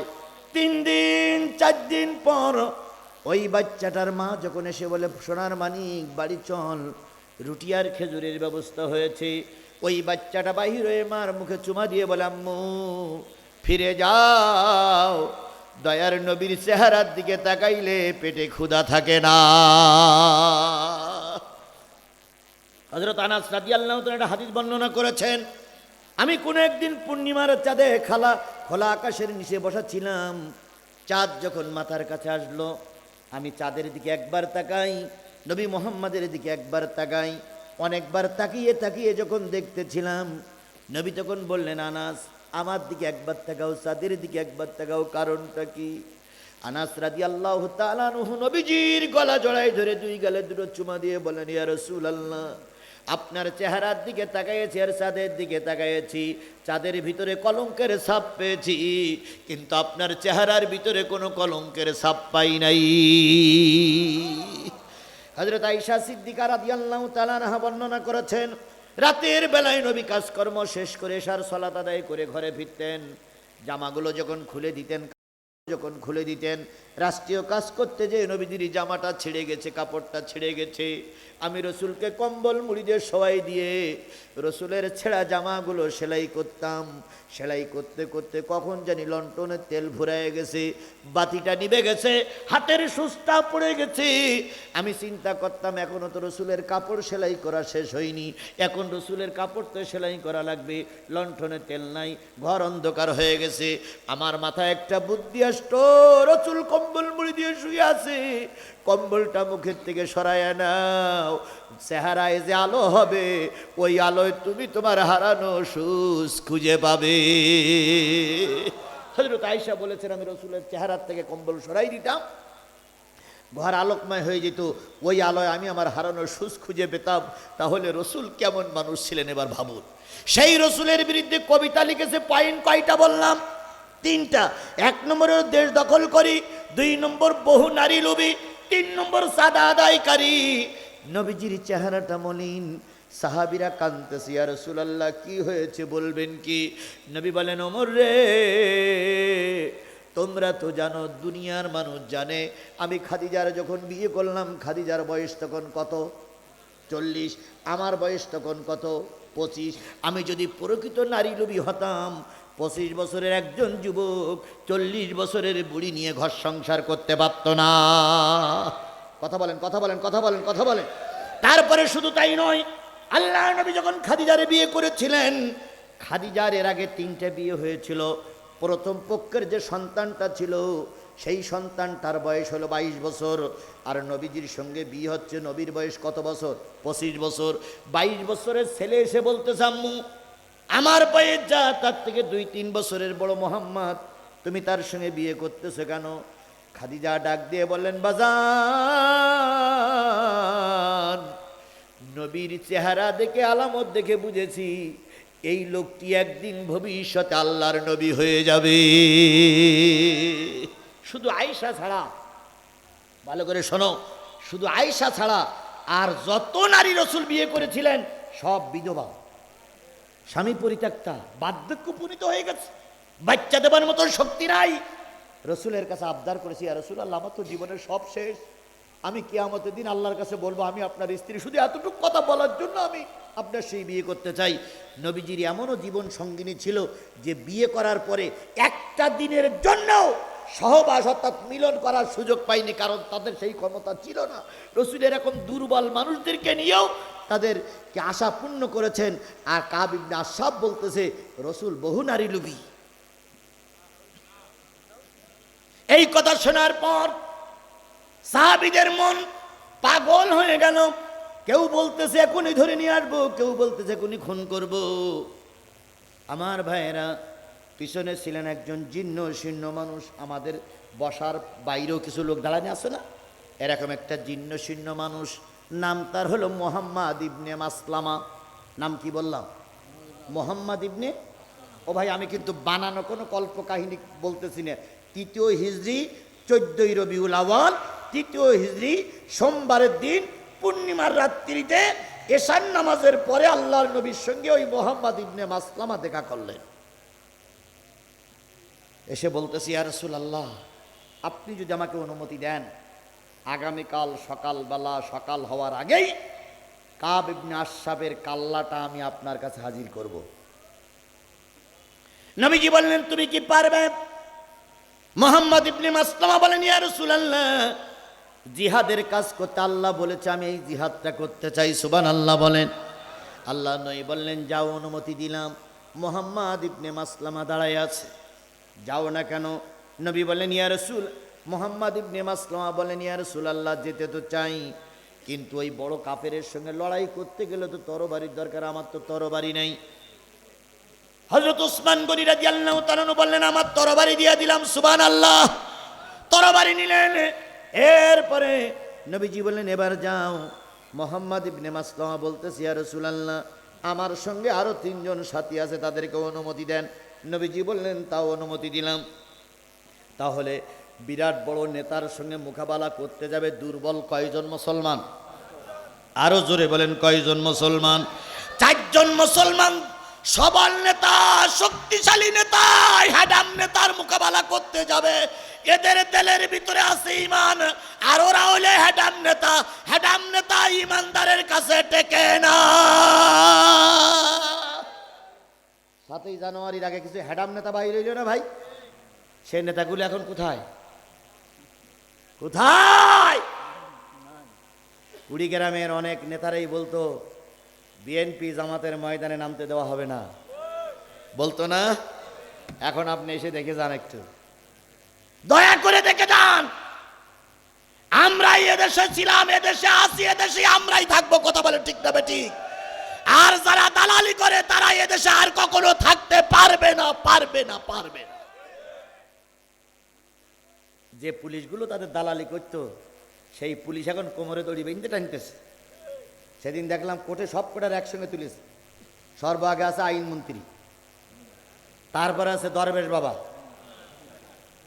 দরবেশ বাবার নাম জানেন আপনারা? সালমান এফ রহমান। তারপর আছে শাহজাহান চৌধুরী, তারপর আছে পলক শেখ, তারপরে খানিকক্ষণ পরে দেখলাম কালামানিক। সব লাইন দিয়ে আসতেছে আর পুলিশ চারিপারে ব্যারিকেড দিয়ে দড়ি ধরে নিয়ে আসতেছে। আমি দেখে একটু কেন্দ্রেই ফেললাম। যদি বলেন আওয়ামী লীগের জন্য, না, আমি চিন্তা করলাম আল্লাহ, যেই পুলিশ ওদের দিকে স্যালুট দিত সেই পুলিশ এখন কোমরে দড়ি বেঁধে টানতেছে। এর নাম আল্লাহর বিচার। এর নাম কার বিচার? এর নাম আল্লাহর বিচার। আল্লাহ ছিল, আল্লাহ আছে, আল্লাহই থাকবে। কথা বলেন ঠিক না বেঠিক? সুতরাং চিন্তার কোনো কারণ নেই। আল্লাহ যদি আমাদের সহযোগিতা করে, পৃথিবীর কোন শক্তি আমাদেরকে টলাইতে পারবে না। দুর্বল কয়জন মানুষ বিশাল এক নেতার মোকাবেলা করার জন্য যাচ্ছে। রাতের বেলায় আল্লাহর নবীর কাছ থেকে বিদায় নিয়ে চলে গেলেন। কাব ইবনে আশরাফের বাড়ির সামনে যেয়ে মুহাম্মদ ইবনে মাসলামা ডাক দিয়েছে, বন্ধু, বন্ধু, বন্ধু। কে? মুহাম্মদ ইবনে মাসলামা। আরে ভাই, তুমি না মুসলমান হয়ে গেছো? তুমি না বাংলাদেশ জামাত ইসলামের লোক? আর আমি না আওয়ামী লীগের লোক? তোমরা না যুদ্ধ অপরাধী? আমরা না মুক্তিযুদ্ধের পক্ষের লোক? এখানে আজকে সভাপতি মুক্তিযোদ্ধা না? কই যে সভাপতি কই? এই সব মুক্তিযুদ্ধের আমরা স্যালুট জানাই। কথা বলেন ঠিক না বেঠিক? এনারা প্রকৃত মুক্তিযোদ্ধা। বাংলাদেশে দুইটা গ্রুপ ছিল, একটা হচ্ছে বীর মুক্তিযোদ্ধা আর একটা হচ্ছে বীর মুতিয়ে যোদ্ধা। যারা প্রকৃত যুদ্ধ করেছে, দেশ স্বাধীনের জন্য ময়দানে লড়াই করেছে, তাদেরকে আমরা স্যালুট জানাই, স্যালুট জানাই, স্যালুট জানাই। তারা হলো বীর মুক্তিযোদ্ধা। আর যারা ময়দানে কাজ করেনি, মুক্তিযোদ্ধার ভাতার নিয়ে, মুক্তিযোদ্ধার ভাতার নিয়ে টাকা তুলেছে, এরা হলো বীর মুক্তিযোদ্ধা না, এরা হলো বীর মুতিয়ে যোদ্ধা। এবার বলুন তো, বীর মুক্তিযোদ্ধা বেশি না বীর মুতিয়ে যোদ্ধা বেশি? বীর মুক্তিযোদ্ধা কম, বীর মুতিয়ে যোদ্ধাই বেশি।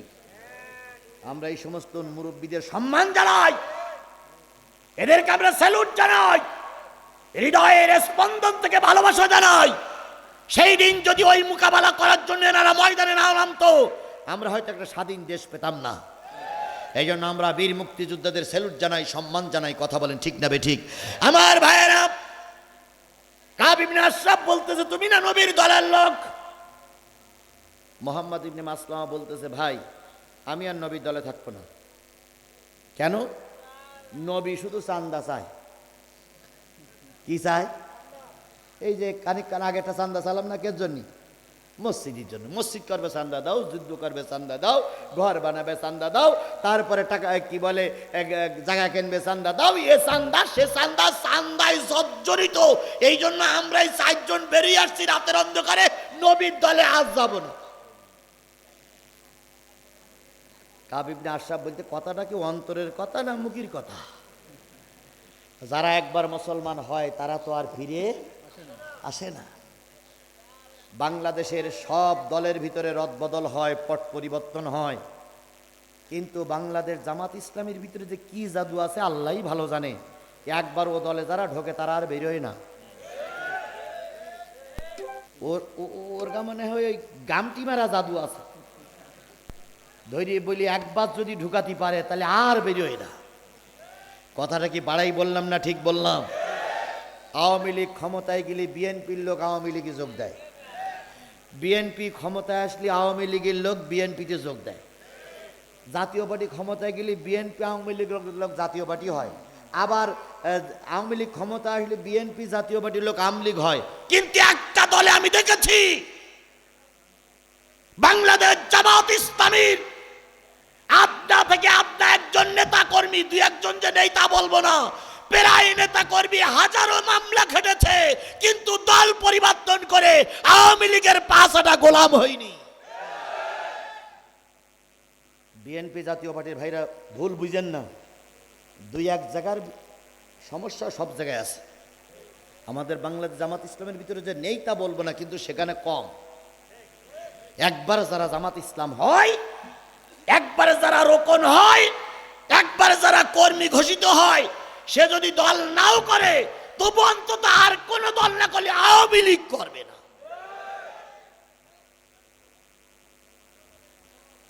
কাব ইবনে আশরাফ বলতেছে, তুই তো নবীর দলের লোক, তুই তো বেরিয়ে আসতে পারবি না।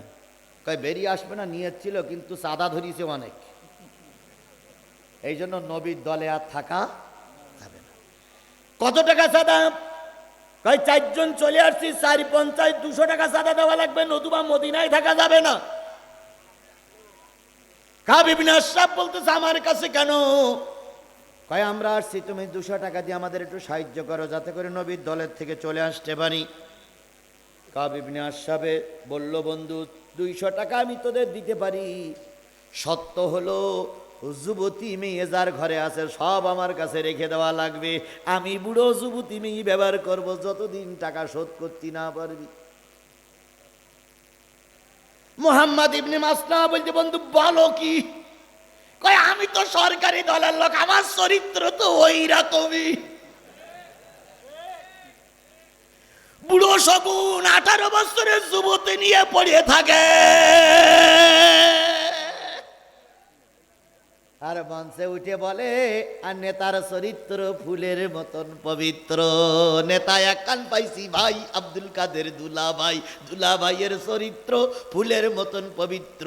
দুলাভাই আছে যেখানে আমরা সেখানে, দুলাভাই গেছে কবরে, তোমরা কেন উপরে? হাসিনা হাসিনা ছিল যেখানে, তোমরা ছিলে সেখানে, হাসিনা এখন ভারতে, তোমরা কেন এপারে? হাসিনা গেছে ওপারে, তোমরা কেন এপারে?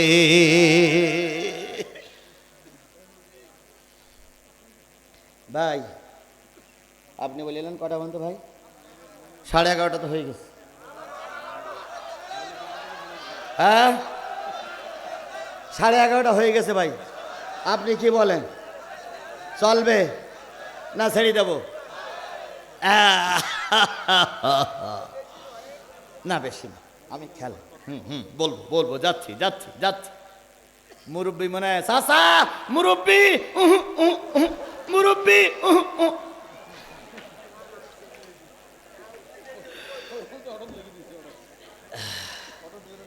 জি আল্লাহ, ও ভাই আর আশা হবে কিনা আল্লাহই ভালো জানে।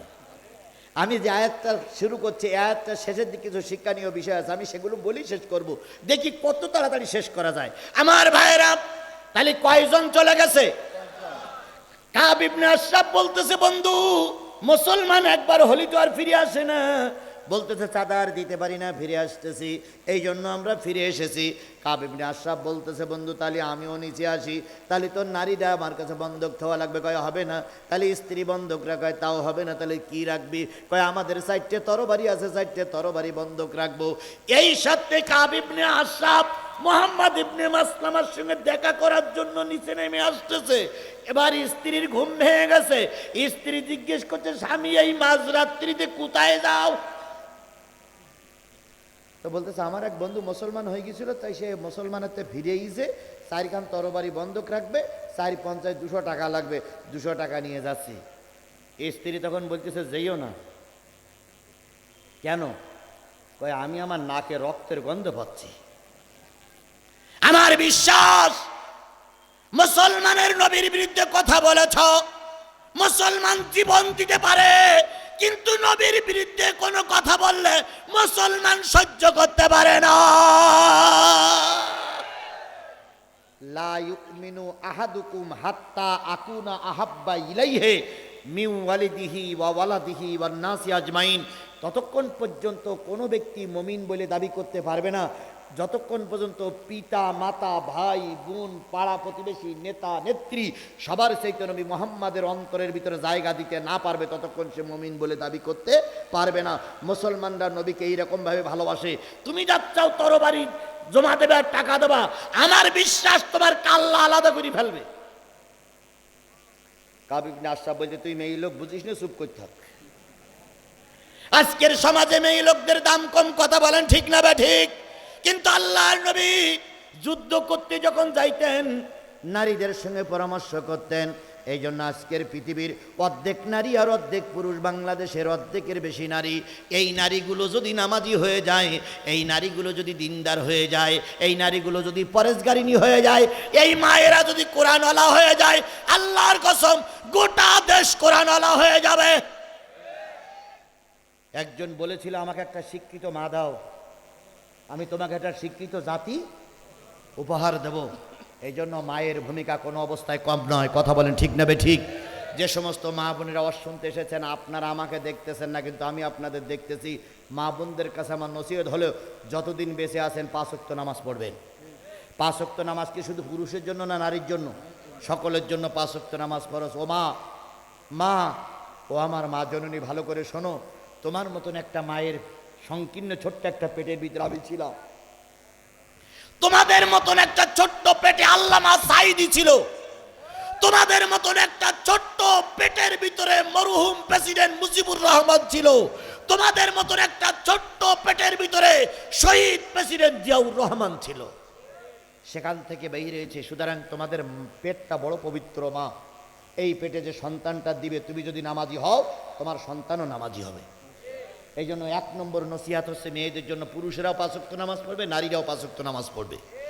2 নম্বর নসিহাত হচ্ছে মা বোন তোমরা বড় হলে পর্দা করো। 3 নম্বর, স্বামী বিয়ে হওয়ার পরে স্বামীর খেদমত করে চলবে আর কোরআন কায়েমের জন্য চেষ্টা করবে।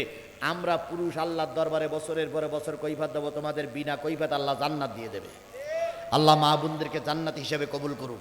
আমার ভাইয়েরা চলুন সামনে যাই। মুহাম্মদ ইবনে মাসলামা এক কথা বললেন তুই চুপ, এক কথা বললেন তুমি চলে এসো। এই ছেলেরাই ছেলেরাই এই পোস্টার বিতরণ, ছেলেরা একটু পরে বিতরণ করো, একটু পরে দাঁড়াও, আমার অস্ত্র শেষ হয়ে যাক, ডিস্টার্ব করো না। নাই তো তোমাদের একটা পোস্টার আমার কাছে দাও, আমি বলে দেবো, এখন ডিস্টার্ব করো না। তোমাদের একটা পোস্টার আমার মাহফিল এখানে দাও, আমি বলে দেবো। আমার ভাইয়েরা, কাব ইবনে আশরাফ চলে আসলেন। কয় টাকা দেওয়া লাগবে? 200 টাকা, 450, 200 টাকা। মোহাম্মদ ইবনে মাসলামা একটু এগিয়ে গিয়ে দেখা করলেন, বন্ধুরে তুমি ছাড়া আমার আর কেউ নাই, নবীর দল থেকে ফিরে এসেছি। এবার মোহাম্মদ ইবনে মাসলামা বলতেছে, বন্ধু জীবনে অনেক আতর গোলাপ দেখলাম, কিন্তু তোমার শরীর থেকে এত আতরের গন্ধ আমি তো কখনো আর পাই নাই। কাব ইবনে আশরাফ বলতেছে, আমি বড় দামি আতর ব্যবহার করি, কারণ আমি সরকারি দলের বড় নেতা।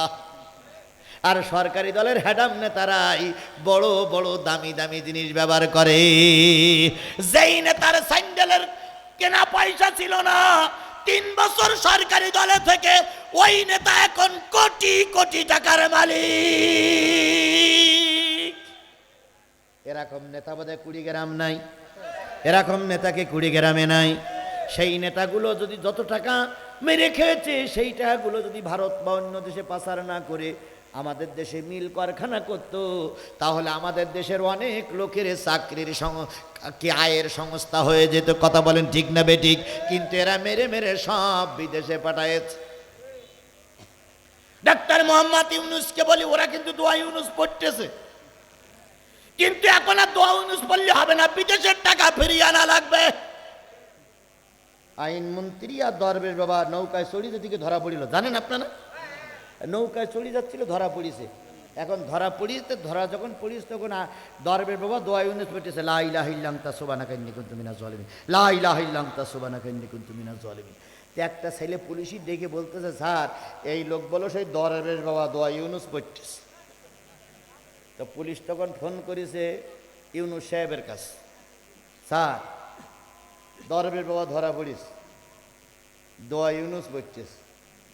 দরবেশ বাবা ইউনূস তখন বলতেছে, ওর বলে দে দোয়া ইউনূস পড়ে লাভ হবে না, ইউনূস তো বড় চেয়ারে বসে আছে, ওই এখন দোয়া ইউনুস পড়ে লাভ হবে না, ও রিমান্ডে যাওয়া লাগবে। যতই দোয়া ইউনুস পড়াপড়ি করে, এখন ইউনুস কিন্তু ক্ষমতায়। কথা বলেন, কথা বলেন। আজকের এই বিশাল কাফেলা থেকে বিশাল কাফেলা নিয়ে ইউনুস সরকারকে বলতে চাই, আপনি আপনার কাজে চালিয়ে যান। গোটা বাংলাদেশের 18 কোটি মানুষ আপনার সাথে আছে। আমরা ইউনুস সরকারের সাহায্য করে এদেশকে স্বাধীন করেছি। স্বাধীনতার পতাকা আমরা বিফলে যেতে দেব না। কারা কারা স্বাধীনতার পক্ষে আছেন, দুই হাত উঁচু করে আল্লাহরে দেখা। আল্লাহ এই হাতগুলোরে ইউনুস সাহেবের পক্ষে কাজ করার তৌফিক দান করুক। আরো জোরে বলেন আমিন, আরো জোরে আমিন। আমার ভাইয়েরা, মুসলমান কয়জন? বড় নেতা নিচে নেমে আসছে, এবার বলতেছে অস্ত্র জমা দাও। অস্ত্র জমা দেবে। মোহাম্মদ ইবনে মাসলামা তিনজনের বলেছে রেডি হ। আমি যখন বলবো ধর, শুধু বলবো ধর, অমনি ধরে ফেলবি। এরা তিনজন তরবারি রেখে, হাতে রেখে বোটা মানে তরবারির বাট ধরে অপেক্ষা করতেছে, শুধু হুকুম দিলি হয়। আল্লাহ রাব্বুল আলামিন বলতেছে জিহাদ করো, জিহাদের হক আদায় করে। মিল্লাত আবিকুম ইব্রাহিম, আর তোমাদের পিতার আনা ধর্মের পরে টিকে থাকো। তিনি তোমাদের নাম রেখেছে মুসলমান। ইব্রাহিমের ধর্মের পরে টিকে থাকো, কারণ তিনি তোমাদের মুসলিম মিল্লাতের পিতা। এবার বলুন তো, মুসলমানদের পিতার নাম কি? আরো জোরে বলেন, মুসলমানদের পিতার নাম কি? এবার বলুন তো, পিতা হয় কয়জন? হ্যাঁ না, পিতা হয় তিনজন।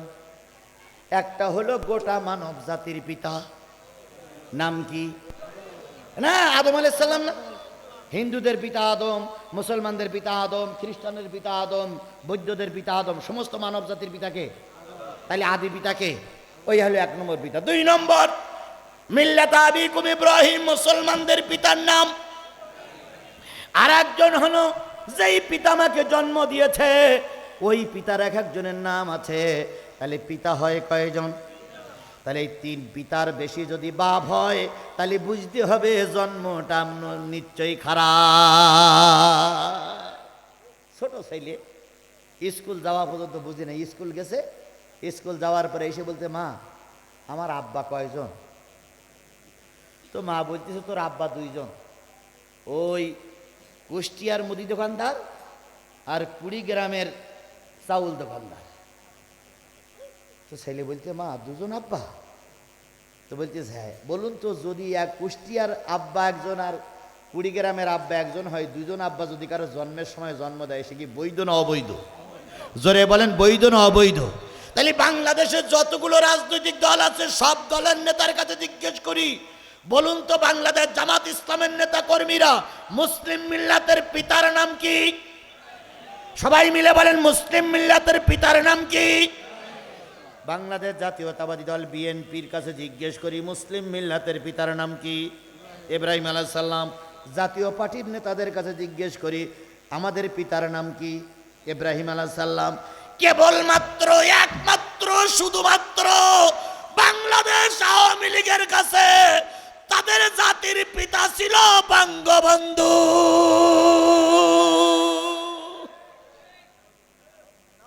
কথা কি ঠিক বলেছি না ঠিক বলেছি? তাহলে বাপ বেশি হওয়া যেমন ভালো লক্ষণ নয়, দলের বেশি বাপ হওয়াও ভালো লক্ষণ নয়। ওরে বাপ রে বাপ, প্রতিটা মোড়ে মোড়ে আব্বা, প্রতিটা দোকানে দোকানে আব্বা, পকেটে আব্বা, মাদ্রাসায় আব্বা, মসজিদে আব্বা, পায়খানার ঘরে আব্বা, দোকানে আব্বা, পায়খানার আব্বা আর আব্বা। কথা বলেন, কথা বলেন, কথা বলেন। যেই না দেশ স্বাধীন হলো, সেই আর একটা আব্বারও পাওয়া গেল না। আমি গত কয়েকদিন আগে ঢাকা সফর করলাম, যেখানে আব্বার ছবি ছিল সেখানে লেখা আছে জাতির পিতা ইব্রাহিম, শেখ মুজিব ঘোড়ার ডিম। এই মুজিবুর রহমানকে আমরা অপমান করি না, অপমান আওয়ামী লীগ লড়াই করেছে। কথা বলেন ঠিক না বে ঠিক? মুজিবুর রহমান এক তার স্বাধীনতার স্থপতি ছিল, জিয়াউর রহমান স্বাধীনতার ঘোষক ছিল। যদি এই দুইটা শব্দ ওরা মেনে নিয়ে জিয়াউর রহমানকে যদি নাম ফলক বাদ না দিত, আজকে মুজিবুর রহমানকে নিয়ে এত টানাটানি হতো না। তোমরাই মুজিবুর রহমানকে অপমান করেছো, কথা বলেন ঠিক না বে ঠিক? আমরা করিনি, তোমরা মুজিবুর রহমানের ঘাড়ে দড়ি বেঁধে ফেলাই দিছো, তোমরাই। যদি সেদিন মুজিবুর রহমানকে স্বাধীনতার স্থপতি আর শহীদ প্রেসিডেন্ট জিয়াউর রহমানকে যদি স্বাধীনতার ঘোষক বলে ওরা মেনে নিত, তাহলে আজকে এই দশা কি হতো? জোরে বলেন হতো।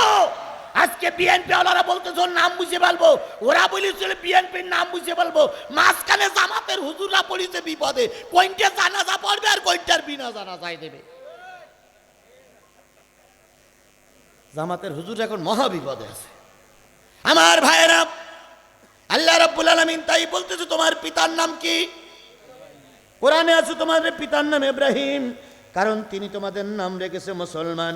মিন ক্বাবলু ওয়া ফি হাযা লিয়াকুনার রাসূল, এই কিতাবে তোমার নাম মুসলমান, আগের কিতাবে তোমার নাম মুসলমান ছিল, যাতে করে রাসূলটা তোমাদের সাক্ষী হতে করে। ওয়া তাকুনু শুহাদা আলান নাস, এই কিতাব থেকে গেল পরবর্তী মানুষ যারা আসবে তারাও তোমাদের পক্ষে সাক্ষী দেবে তোমরা কি মুসলমান, তোমরা কি। এবার আমাদের সকলের কাছে শিক্ষা, এতক্ষণ আজ আমার শেষ, এখনই মোনাজাতের দিকে যাব, ওটাও ঠিক করা চলবে না। বাবা ভাই সকলের কাছে বলি, কবরে কি আমাদের কোনো আপন লোক নেই? তাদের জন্য দোয়া হবে। আর আল্লাহ আমার দোয়া ফিরাইয়ে দেবে না, আমি 100% বিশ্বাস করি, কারণ আমি একজন মুসাফির। মুসাফিরি দোয়া আল্লাহ ফিরাইয়ে দেয় না। 2 নম্বর, আমি কথা বলছি এই ময়দানে, এই মাহফিলের চেয়ারে বসে, আমার নামে 20টা মামলা, 20টা মামলার আসামি আমি, তাহলে আমি একজন মাজলুম। কথা বলেন। যত লোক রিমান্ডে ছিল, আয়না ঘরে ছিল, আমাকে 5 দিন রিমান্ডে রাখা হয়েছিল। 5 দিনের ভিতরে আমার চোখ মোটে খুলিনি, আমার হাত বাঁধা, পা বাঁধা, কোমরে দড়ি বেঁধে চেয়ারের সঙ্গে বেঁধে রেখেছিল। 5 দিন পায়খানা পেশাব পর্যন্ত ওরা করতে দেয়নি, বলেছিল ওই যে কাপড়ে পরিয়াছেন ওই কাপড়েই পায়খানা করেন। 5 দিন পরে ওরা কি বুঝলো, 10 লক্ষ টাকা নিল, নেবার পরে বলল জীবনে বাঁচাই দিলাম। মানে উনি হইল ফেরাউনির পরে আর এক খোদা, তাই উনি আমাকে বাঁচাই দিয়েছিলেন। আমি সেই নির্যাতিত একজন বক্তা, নির্যাতিত একজন মুসলমান। সুতরাং মাজলুমের দোয়া আল্লাহ ফিরাই দিতে আমি আপনাদের জন্য দোয়া করব। আমাকে ফেলাই রেখে আপনারা চলে যাবেন? আমরা দোয়া করে যাব না ইনশাল্লাহ? আমার আলোচনা প্রায় শেষ, একদম শেষের দিকে এসেছি। আল্লাহ বলতেছেন, এতক্ষণ যারা ওয়াজ শুনলে, এতক্ষণ যারা 10টার আগে জিহাদি মঞ্চে উঠেছে, প্রায় 12টা বাজে, এতক্ষণ যারা ওয়াজ শুনলে তাদের জন্য নসিহত হচ্ছে ফাকিমুসসালাহ। যতদিন বেশি থাকবা, যে দলের নেতা কর্মী হও, 5 ওয়াক্ত নামাজ পড়বা। কার নির্দেশ? এই নির্দেশটা শুধু মঞ্চে যারা বসে আছে তাদের জন্য, এই নির্দেশটা যারা নিচে বসে আছেন তাদের জন্য, এই নির্দেশটা মা বোনেরা যারা ওয়াজ শুনতেছে তাদের জন্য, সকলের জন্য আল্লাহর নির্দেশ হচ্ছে যতদিন বেশি আছো কয় ওয়াক্ত নামাজ পড়বা। আমরা কি আজকের এই মাহফিল থেকে এই ওয়াদা করতে পারি যে যতদিন বেঁচে আছি ততদিন ইচ্ছা করে আর 1 ওয়াক্ত নামাজ কাজা করব না? এই ওয়াদা কি করতে পারি? কেন করবেন? কিয়ামতের দিন সর্বপ্রথম যারা জান্নাতে যাবে তারা নামাজি। সর্বপ্রথম যারা জান্নাতে যাবে তারা কি? আর কিয়ামতের দিন সর্বপ্রথম যারা জাহান্নামে যাবে তারা কি? বেনামাজি। তাহলে আমরা জাহান্নামে যেতে চাই না জান্নাতে যেতে চাই? তাহলে জান্নাতে যেতে গেলে নামাজ নামাজ নামাজ।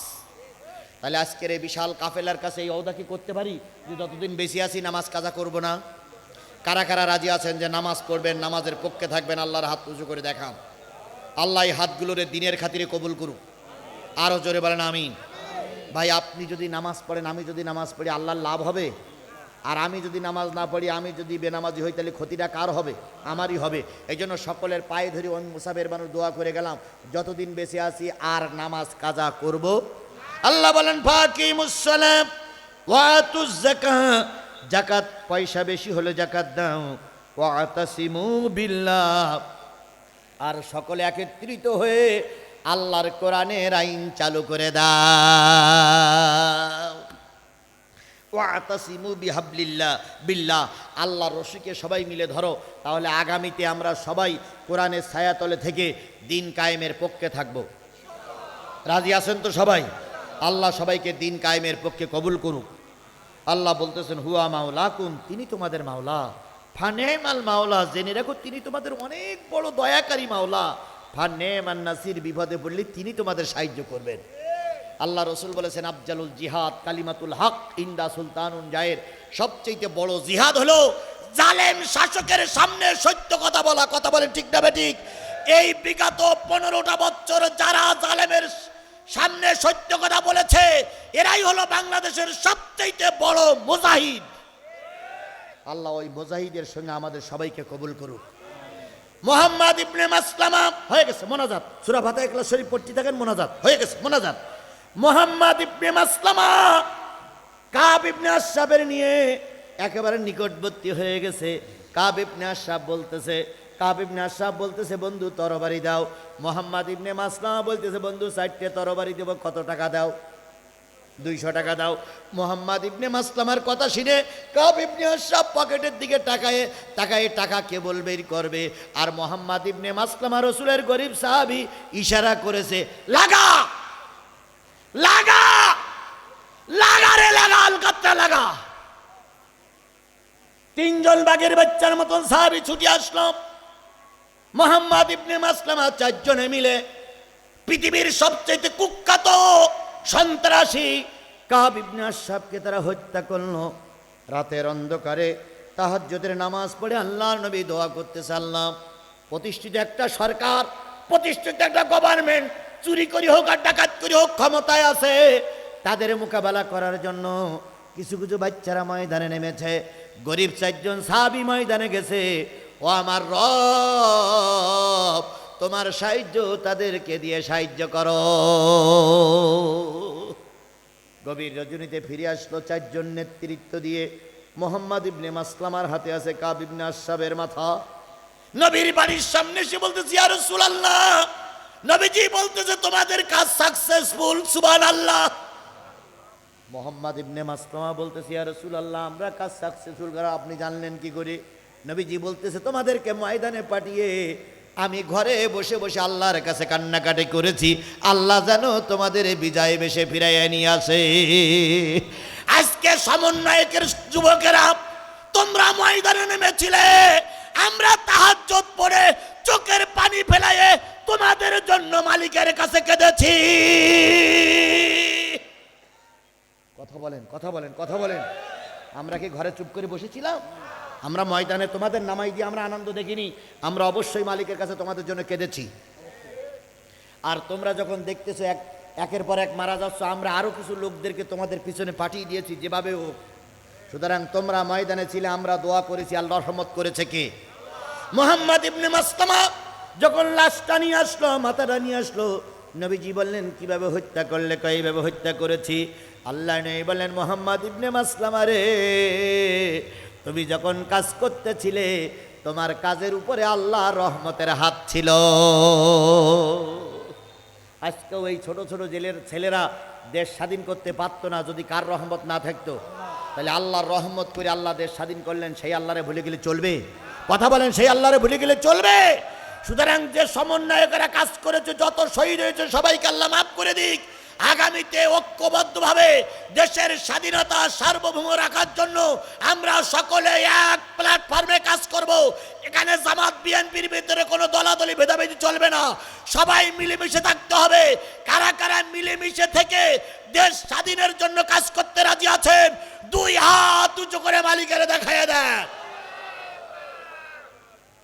আল্লাহ হাতগুলোরে কবুল করুক।